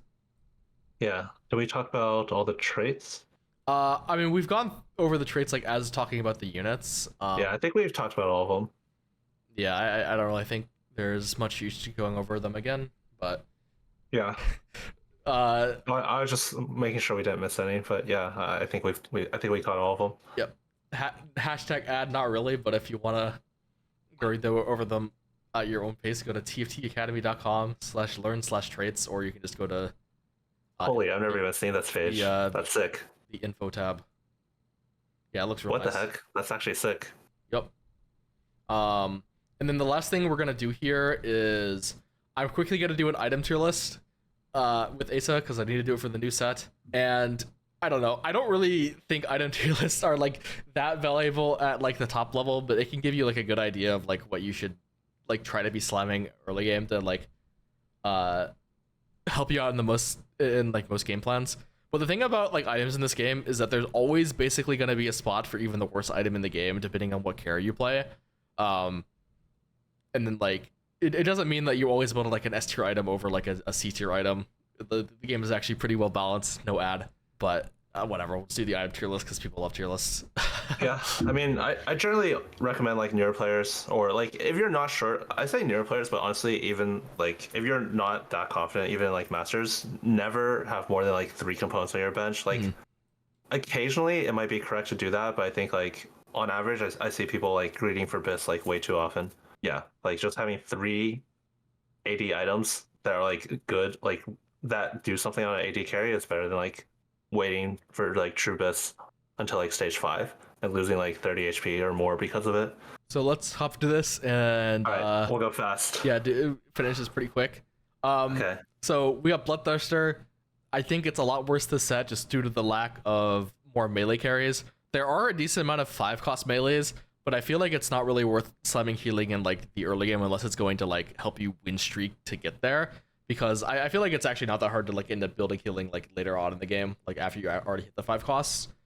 So to me, like slamming BT either means you're playing like Rengar Graze reroll or you're playing exactly Zed. So yeah, agreed. I'll probably put it like bottom of like B tier because it's still a good item. Like BT is like always going to be meta when melees are common. They're just not that common in the set, so I would avoid it slamming it that often. This one's tricky because it's like really good on the units it's good on, but it's just not that wide. Yeah. Bramble the set. I mean, Bramble is just good against. It's really really good against 80 units. Also, it's like uniquely good against 80 auto attackers because it like reduces auto attack damage. And there's a decent amount of 80 auto attackers, but it's just kind of gonna be like a lobby call on if you make this or not. Because like if you're in a lobby with like a bunch of branded Ziggs players, it's gonna be basically doing nothing. So it's still pretty situational. So like I don't know, I'll just put it in B. Like I guess. Yeah, I think B sounds good. But there are definitely gonna be certain lobbies where this is an insane item, and there's gonna be lobbies where this is useless. DB I don't think is that bad of an item, but I also think like IE is usually just better, and like GS is never bad, Trojan's never bad. There's a lot of Gunblade holders this set as well. Yes. So I think it's just a little hard to build, so probably like top of B. Okay. But like I don't know if you end up having like if you could drop like I would have gone A, but like whatever. Like okay, honestly, like item strength, yeah, I agree. Like it is a pretty strong item, and honestly, like the situation where you just could drop like 4 or 5 swords is actually not that rare. So yeah, I'll put it in A, but you don't actually end up building it that often. Yeah, DB is like really close to Biss on like almost any AD unit, but the thing is like it uses 2 swords, and normally you can use those 2 swords to build like your true Biss, Infinity Edge, and then like another like really close to Biss item. Yep, we have Declaw. It's like kind of the same with Bramble, but it has a bit more utility on like it's gonna be good on like the super high HP units like Bruisers, like no matter if you're going against AD or AP. Yeah, this item is so good on Shogoth. It's a bit better than Bramble in that aspect, but I still would like maybe avoid it if there's a bunch of 80 in the lobby, but we'll put it like bottom of A, I guess. Yeah. Okay. I think TG is a bit better this set because I feel like you end up with so many items this set that I feel like you don't really get that punished for like stage 3 TGs. Because like I feel like in the past, if you like make a stage 3 TG, like your item economy just gets fucked and you're like never gonna be able to do 3 item carry, 3 item tank. But I don't know. I found myself building this more just because I feel like I get flooded with items a lot. But it's never really gonna be like a prio slam or anything. So I'll just put it in A. But okay. I would probably go B on this one. I don't think it just like adds that much. But I know like a lot of the people I talk to really like TG, but yeah. I don't like it that much just because I think it like delays your power. Yeah, I think that's fair. There's definitely times where you're not supposed to make it, but I found the situations where I actually want to make it just a bit more common this set personally. Yeah. It's also TG is usually best on like the melee bruisers, and there's like none of them in the set. Yeah, that's a fair point, but I don't know. If you can make like Garen or Renekton or like those are gonna be good like TG holders. Yeah, I feel like it's pretty good on the 1-star 5 cost though. Yeah, Garen's gonna be a good holder. I love Val. I think Val is like insane. That was really good. It's just hard to build if you're AP, but like, if you're AD, it's really good. Yeah, I think if you're playing AD, like the tier ends up being valid like half of your games or even more. It's gonna be Biss on Sedge. It's gonna be really really good on Leona as well. Good on like Yeah, it's extremely good on Leona. yeah. And then those two are gonna be frontline. It's good on like Kabuko, Zach. Yeah. I have no problem putting this in S. Yeah, it's Biss on like all the best tanks in the game. Giant Slayer. I don't know. I'll probably just put it with DB. It's like good if you have excess bows and swords, but bows and swords are pretty high prio. This is really only something I'm like either building A for like AP if my items look awkward, or I'm building like stage 4 if I have like excess bows and swords. Yeah, bow and sword is similar to DB. It's just like oftentimes you can make 2 carry items out of this instead of 1. But yeah, if you have too many carry items, then this is good, and it's flexible. You can use it in like the Street Demon Amp line as an AP item, and then move it to Samira later. It's nice. Yeah. Edge of Night. We talked about this earlier, how it's like a little less good on, or like it's less good on Zed because he like aggro resets. But I think this is like a pretty good item for like Vhagar and Graves. At least the stats suggest that. Rengar and Graves. Yeah, Rengar and Graves. I think it's Yeah. Rengar. It's like good on like the 1-star 5 costs like Redacted and like Viego, I guess. But honestly, like you're not really gonna be building this early game to play around that, for example. So I think it's like a little bit fake. I would personally put it C just because of how narrow it is. Yeah, and like it's obviously if you're playing narrow. around like Rengar Graves you can, but it's like not even, it's not like that much better than like some of the other items either. Yeah, if you're playing on Rengar Graves, like this is probably like the third item you make anyways, so. Yeah, I feel like 3-star Rengar you maybe just want like the Smeech build where you like drain tank anyway. Yeah. But that remains to be seen. I mean, that's what I thought, but the stats like Edge of Night like a significantly more than times last time I checked. Rageblade, I think this probably deserves S just because like Yeah, I think so too. just because of like how many good reroll comps and like it's good on affiliates, but like I do think this is a little bit overstated on how many holders there are. Yeah, I agree as well. I think this is like a little bit overrated, and I think a lot of the units people think Ginsu is good on is like not that good on them. Like I'm mostly speaking towards like a lot of the 3 costs, but I think historically people think Ginsu's is S at the start of every set. I think this to me is the only set where it actually is like S, but it's not like it still is overstated. Like that effect is still occurring. Yep. Just because like people during PvE tend to not know how to like optimize comps for damage, so fights last a lot longer than they normally do. But if they ever want like Ophelio Zeri to be units, and I imagine there's not going to be many patches where both of them are unplayable, Ginsu is going to be a good slam just because of that, and it's good on a decent amount of rerolls, as I said as well.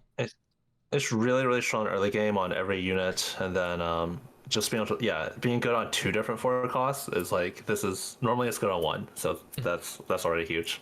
Like last set we had Twitch, the set before we had like Callista, but it was bad on Pyro Varus. Yeah.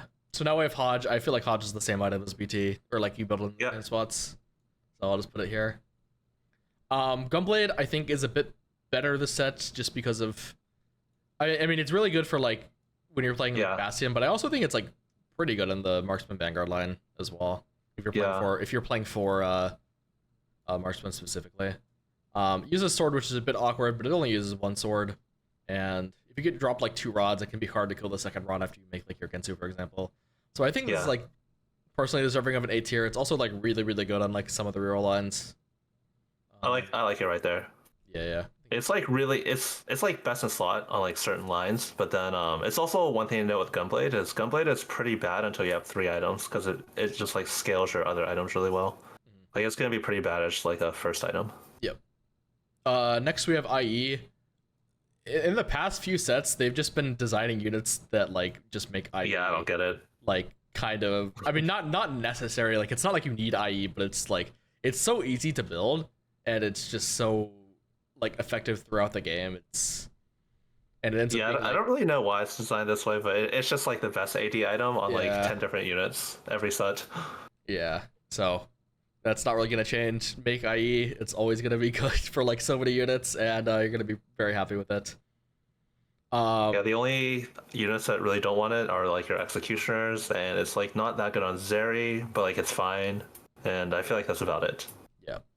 Every other AD unit, I think like you're not gonna be too unhappy with the IE. Next we have Spark. I personally am a bit lower just on this item in general than others. I feel like especially this set, um, I feel like Spark. I only obviously like in AP comps you want the shred. Like shred is really good. I would rather have shred than no shred. I have like in the past couple sets I've been loving Shiv a lot more than Spark, mostly because I feel like in most of the AP comps you actually don't end up with like a very strong front line. You actually end up with like a hodgepodge of like random garbage, and your Spark ends up dying. For example, this set has Nico. That unit is not lasting along with your Spark at all, and it's like only gonna be good when you get Kabuko. But then like a lot of the AP units like kind of hit backline, like you have your Ziggs and your Brand. I feel like Shiv just outclasses this item like a lot. Problem with Shiv though is that like it is the tier, it holds the tier, so it's like if you want to get shred while playing like Annie, for example, you're likely not going to get 4 tiers. So I mean, maybe I'm talking myself into the fact that I think Spark probably deserves S, but I do think Shiv is better. I don't think Spark deserves S. I actually pretty much agree with everything you said, and it was actually when we did this video for set 13, I started building Spark less, and I thought like it would actually like help my game a lot. I also think like a lot of times with Spark, if you have like your main tank with 2 items and Spark is basically just a belt and a cloak, and that's it. So it's actually like pretty important to have like a 3-item main tank. Okay, agreed. A lot of times you can't keep your other Spark unit alive. Never mind. I reverse talked myself out of it. I'm putting Spark in A. But the thing is, like it's better to have shred than no shred. Like you're not just like supposed to play AP without it. But I do think like if you can make it, I do think Shiv outclasses it. Like if you have your 3-item carry, Spark is gonna be like the best next item you can get. But yeah, I think like Shiv is a lot better. And you mentioned hitting backline. I think that's like very relevant. A lot of the casters, part of their damage is going to be out of range of your Spark. Yep. We have JG. I think JG is a bit awkward this set because it's like it's gonna be good on like Brand, but you probably don't want it. You don't want it on Annie because she just wants full cast. You probably don't want it on like Vexes of Executioner, but it's probably not that bad. And you like it's probably like the same thing on Ziggs where like he doesn't gain AP from like his traits, so you like don't really want JG that much. But it's not even that good on Brand because it's like Zoe from last set where a lot of the item budget is in the AP, so it's like he's getting a lot of AP. I mean, it's not bad. I think JG is kind of like it's never gonna be like bad, but it's also like rarely like amazing. I don't know. I think like just like because it's a very easy item to build. I think it probably deserves like A. I think I'm like gonna build it way more than like Bramble. I would personally put it like in between Deathblade and Gunblade, but I mean it's whatever, honestly. Okay, whatever, sure. I'll listen to you. It's just easy to build, because like when you're playing AP and you have a glove, like you're gonna make JG, Guardbreaker, or Steadfast, like, and a lot of times that's just gonna be JG. So when we kind of mentioned Archangel earlier, I think I like it a little bit less than you'd say, mostly just because like I think Tier is so good. And Rod, I feel like both these items are impossible to come by. It's like like this is a pretty good effect for like Vex and like Ziggs, but like am I really gonna have Tears to spare when I want to be building like Shiv, I want to be building like Blue Buff and all that stuff? It feels like just like a hard item to build for me. Obviously it can do some insane things on like Fiddle, for example, and it's just like not like that bad of an item holistically, but I don't actually think I'm going to end up slamming this that often, so I'm kind of leaning like B. But okay, yeah, I think like just on like the item alone, it's like easily one of the best items in the game, but it's also the most expensive because it's your best component and your second best component as an AP item. I wouldn't say it's easily one of the like the best items though. Oh, okay. I don't think it's like that good. I see. I think in this set was just how little AP it is, just the amount of damage it gives you, but yeah, we'll see. I think it's certainly really good on like some units like Fiddle and like Aurora and like maybe Ziggs, but I think it's a bit more narrow than you're leading on. Yeah, fair enough. I think a lot of it will depend on how long fights takes, and like we mentioned earlier, PvE fights tend to take a lot longer than real game fights, so maybe I'm like biased from that. Yeah. Last Whisper, I don't think this item's bad, but it just kind of steps on the toes of IE Ginsu being very, very common items you build for AD. It's certainly like pretty good. Like if you have excess of AD components to put on like for you can put it on like your Xayah playing Aphelios, you can put it on like your MF or whatever. You can put on a lot of like Samira. Like I think it gets pretty good stats. Yeah, I think it like deserves a solid A tier, and you like I think I like there, yeah. Personally, I think it's kind of the reverse of Shiv Spark. I think Last Whisper, I think you usually want Even Shroud as your shred. for item economy reasons, and like Last Whisper like doesn't tread as well as Shiv does. Like it doesn't hit the whole team; it just hits whoever the enemy hits. But I still think it's good. You definitely don't want to be playing AD without tread. I just usually think even tread's better, so I'll put like even an S for that reason. At least from what I've seen, like a lot of the AD comps, like if you're playing Xayah, Aphelios, until they cast, they're just both hitting one target. Like if your opponent puts 2 tanks in front of them, they'll be hitting different targets until then. If you're playing like Senna, Zed, there's like a very real chance your Zed is not hitting a shredded target if you have like the Last Whisper on your Senna. Yeah. So yeah, I agree with this. And yeah, I think Last Whisper has really good base stats. So it's good enough for your main carry. So I think it's like top of A's. Makes a lot of sense. Yeah, I'm done. Next we have QSS. I think it's like good on like really good on Renekton. It's like not that bad as like an item that you can put on like backline units that can already crits just for like a little bit of AS and crits, but it's not like great in that aspect. Yeah. But like with the lack of like melees, especially ones that like care about uptime, I don't really think this is an item you're gonna be building that much. I don't know. I think it like doesn't deserve C because I think its utility like on backline units makes it better than Edge of Night, but I don't think this item's great. Yeah, I think that makes it. I pretty much agree with everything. It's a little bit more flexible. You can get some value backline, but it's not great. And it's just so narrow. Like, who really wants this item? I mean, like, it's like Renekton and probably some of the hero augments, basically. Yeah, it's like probably like fine on Zed, but like yeah. Next we have the ranged anti-heal items. I pretty much just perma put these both in S, like always. I think they're typically the best way to apply anti-heal, and anti-heal is like usually a necessary effect unless there's like an Aesah type unit in a set, which there really hasn't been. Yeah, there's only Renekton, who's a 5 cost. You're not going to be able to play Renekton every game. So yeah, I kind of think these are like just perma S tier, like no matter what. Yeah, Sunfire, like even as early as like stage 4, you're playing against 8 units. You're only burning 3 of them in like the first 6 seconds of the fight, which like might not even be the important units. Yeah, I mean, AoE burns are really important. Like I think last set we ended up glazing Sunfire a lot because they got like a pretty big like percent HP buff, HP buff, and they haven't changed that at all. But I think overall, as like I played more with like the Sunfire, I don't think that has like I've like built Sunfire less and less on like comps that don't have a sturdy frontline, which ends up being a lot. For example, like last set, I like almost like I really tried to avoid making it in Sorks, for example, because I felt like the Sorcerer frontline was like really bad, and there wasn't. And like the only way it was not going to be bad is if like you actually build like 3 real tank items, for example, and that's not really something you can do with Sunfire. So I think Sunfire is going to be really good in like the 4+ Vanguard, 4+ Bastion, 6 Bruiser kind of stuff. But if you don't have that like super sturdy frontline, if you're playing around like the Strategist Nico, that kind of stuff, it's going to get super outclassed by this type of anti-heal. But then again, I think it's going to be built way more than like these type of items just because of its like it's so easy to build, and yeah, like, it is really good for early game. But like I'm gonna put it in S. But the thing is, I do want to note that like I think if you're like angling an item or you're angling a comp that you know is gonna have a bad frontline, I think I would like try to make the other anti-heal items instead. Yeah, I think that's a really good call out.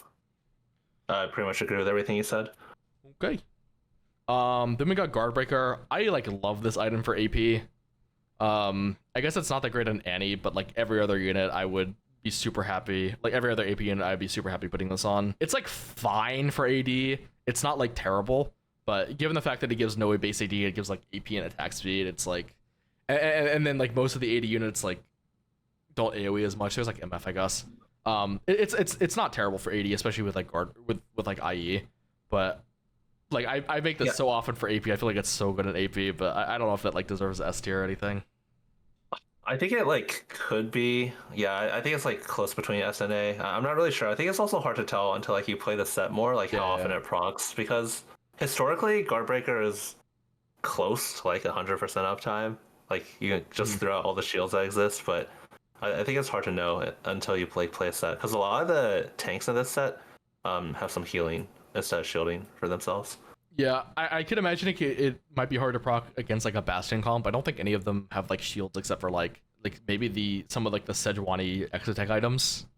Like Yeah. I don't really think the Bastions end up shielding like that much or at all.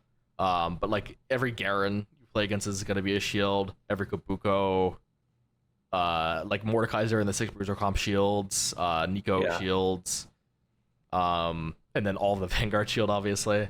So Yeah, but like even Six Bruiser, like Yeah. like you kill their Mordekaiser and then like their like Gragas is not True. shielding, Cho'Gath is not shielding, like maybe it's not up. We'll see. But either way, it's really good. I think Glove is just like kind of hard to use component. So given that it builds out of a glove, you can flex it between AD and AP. It's like really nice. Yep. I'll tentatively Also, put it in turning- A, but Yeah. Turning belt into backline is really nice as well. I end up making this item so often. Yeah, agreed. Death Cap. Not really sure about this one. I feel like if you like Archangel, you should like Death Cap. Because I kind of think it's better. I like Death Cap, yeah. I like Death Cap for the same reasons I like Archangel. I would put this like close to Deathblade. I think it has very similar properties. Yeah. Where it uses like nice components, but it's very good, uses good components, but it's like you're just not gonna have double rod that frequently. Yeah, I agree. It's a good item. It's just not going to be built that often. Redemption. This is like the thing you build in AD for your frontline. That's like okay. I think I like it this set a lot less than like last set because last set I had like Garen, which like a lot of redemption. This set like it's really good on bruisers obviously, but like I feel like when I'm playing on bruisers I'm just playing I'm usually just playing Fiddlesticks and I can't really like use the tier. And like I don't think it's that good on like Vanguards for example.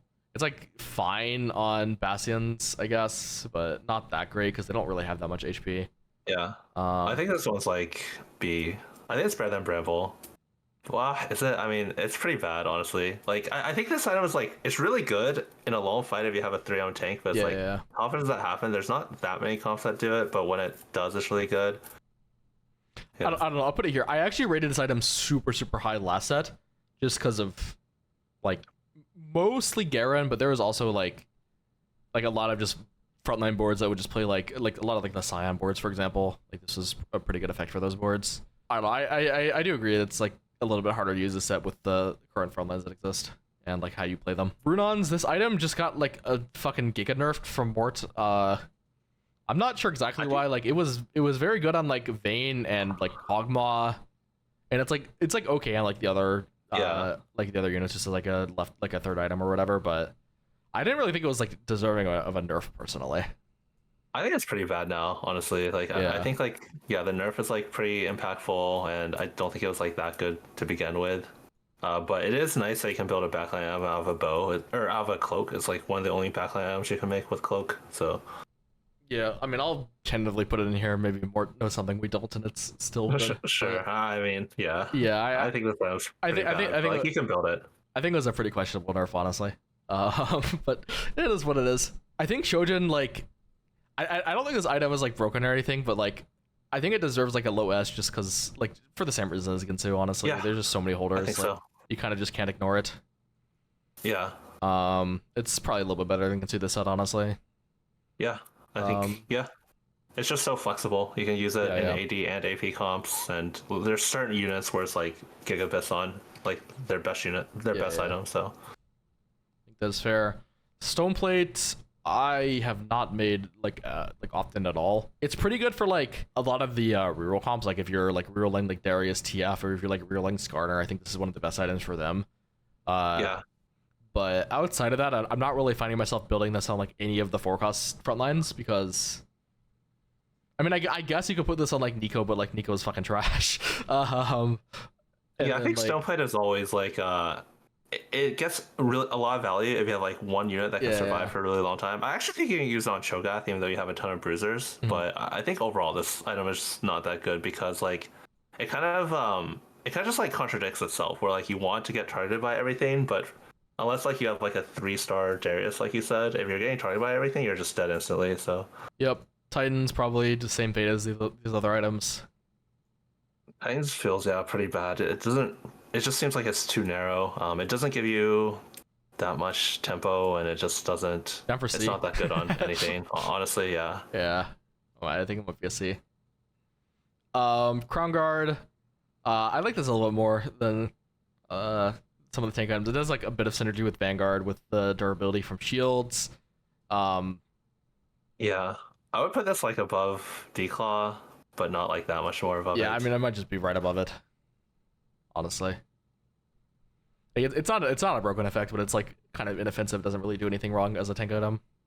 Yeah, it used to be really good, but it's been nerfed a lot throughout the days. Yeah, Warmogs. Trying to think about like really good interactions. Like obviously is a pretty good item to put in like your Vanguards. I don't really think you love this on Bruisers, but I could be wrong. Yeah, it's not great on Bruiser. It's like a fine item you can put on like Sedge, I guess. Yeah, but I think Warmogs is like generically just like the best tank item on like most units. I would put this like above Deathblade for sure. I don't know if it goes like much higher than that. I'll put it like here. The problem with Warmogs for me is just like the double belt commitment. It's kind of rough sometimes. It's just hard to build. Yeah, because like often it's like you're like giving up on anti-heal or you're like giving up on like even shot or something. It's a little hard sometimes, or like guard breaker. Yeah, I mean, if we're looking at the tier list, like in the belt items like Morello, Even Shroud, Sunfire, guard breaker, they're all like really high tier. Belt is just really good. They recently buffed Steadfast like a decent amount. I haven't really gotten to play around with it, but like I don't know. I never really thought this item was that bad, so it might be just be like really good right now. But I don't really have like a pulse on it, I guess. This thing's really hard to evaluate. I think like I can't really tell, but it's just generically. It's like never generically bad. I think like just item economy wise, you end up building it a lot when like you don't want glove specifically. Yeah, I mean, I'll put it around Crown Guard. Like, this is always where I've had it, but the thing is, it got buffed, so it's like I'd say, like, historically, I'd have it, like, right here, but, like, I'll just put it here because it got buffed or something, but it might be better than that. I think Sterix is probably down here as well. I think Sterix might be the worst item now. Yeah. Like, I mean, it's not good on anyone except, like, Redacted. Yeah, it's, like, probably okay on, like, Zed, but, like, maybe good on, like, Rengar 3, but it's so narrow. Yeah. And it's, like, they nerfed the HP. It's, like, the third item you want to build on those units as well, right? Yeah, you can use it on like a Cho'Gath if you can't get anything better, but like it's or even like a Leona, but like you really don't want to. Yep. If you're not using the AD. I think blue buff is like an easy S for me. Like the thing is like there's technically less holders of blue buff than Chojin, and you might argue that it's like lower than Chojin because of that. But the thing is, the units that like blue buff are good on, like it transforms those units so much that it's like no blue buff, like they're not even units anymore. Like I like this item is so good on the units it's so good on. I think it deserves like high S because of that. Okay, yeah, that makes sense to me. I think like if you have like 2 tiers, you should strongly consider going to a blue buff line for sure. Adaptive, after they did like the mana lock nerf, I've never really loved this item, especially since it uses a super valuable tier. Although I do think this is like quite good on Sejuani and like Kobuko and like I think Cho'Gath, but I'm not sure because like those are really high mana cost units that want the defensive stats and like are easily able to cast multiple times with this item. But I don't really know if that justifies like a high tier replacement because I think it like just as an output as an item early game it's really low. And I have no idea how to value the mana that it gives you. I mostly think of this as like a slightly better Stoneplate. Like is kind of how I think of it in my mind, but I don't really know how to evaluate like the where you gain mana from getting struck. Like I don't know how much that is. I just think of it as an armor MR item. I've never really quantified it either, but I do think it's impactful, especially on something like Sejuani. Like I think this can easily let you get your Sedge like second cast like pretty fast. Yeah. And even your first cast. I honestly like I do agree it's better than Stoneplate, but I don't know if it like deserves like an A tier, for example, because I think this item is like probably something you only really want to be making on like stage 4. Yeah, I mean I'm down for just like top of B then. Yeah. Then we have Nashor's Tooth. This is like a pretty mediocre item on like everyone besides Annie, I think. Like I don't even think you want this on like your Yuumi or your Vex. I could be wrong though. I have not found myself building Nashor's very much this set. But yeah, I'm not sure. Maybe it's good on Vex and Yuumi, and yeah, I don't know either. I think historically Nashor's has been really good on that type of unit. It's been good on like Faded Syndra and like KDA Ari. I think it all kind of depends on how good it is on anyone besides Annie, because like right now I'm literally only building this item on Annie, and it's like really hard to justify using belts and bows in my opinion. Just because like I think an AP like belts and bows like make red buff and shiv and Guardbreaker and your tank items and stuff. I think it's a really it's a good item though. I think it's hard to evaluate. To me, I think this is like top of V kind of range, but Okay, yeah, I think that's fair. I think this item like in general is like a little bit overrated though. Like I think last set it was super overbuilt. Like people would always just slam this playing Sorks, and I thought it was like always incorrect because they were like killing off Shiv and Guardbreaker. I see, and the units like don't even want a taxi that much. Like this was like really good on like Silco. Like is pretty analogous to like Annie as a unit that just wants to cast. But I think if like your unit like doesn't like just want to repeatedly cast over and over, I don't actually think this item is that good. Okay. But yeah, I can see it. Like that's why I mean I'm like fine putting it here, but like honestly I think about it like here level. But I'll okay. Really I think it'll depend a lot on how it goes on Vex and Yumi because like historically it's been super good on those like the units that can have 100% uptime on it. But yeah, we'll see. Yeah, I think that's fair. I technically have to fill these out, but honestly, I'll just do that later. Yeah. I think that's probably outside of the scope of this video. I think we're probably gonna end it here. Yeah, sounds good. Thanks for hanging out for 3 hours doing this. Holy shit. Yeah, I mean, we'll be prepped up for the set launch. Yeah, That's a good review. I mean, I'll keep doing them because like the reception to these videos has always been really good, but like it still kind of surprises me that like people just sit here and and listen to this for like 3 hours. But I mean, hey, it's here.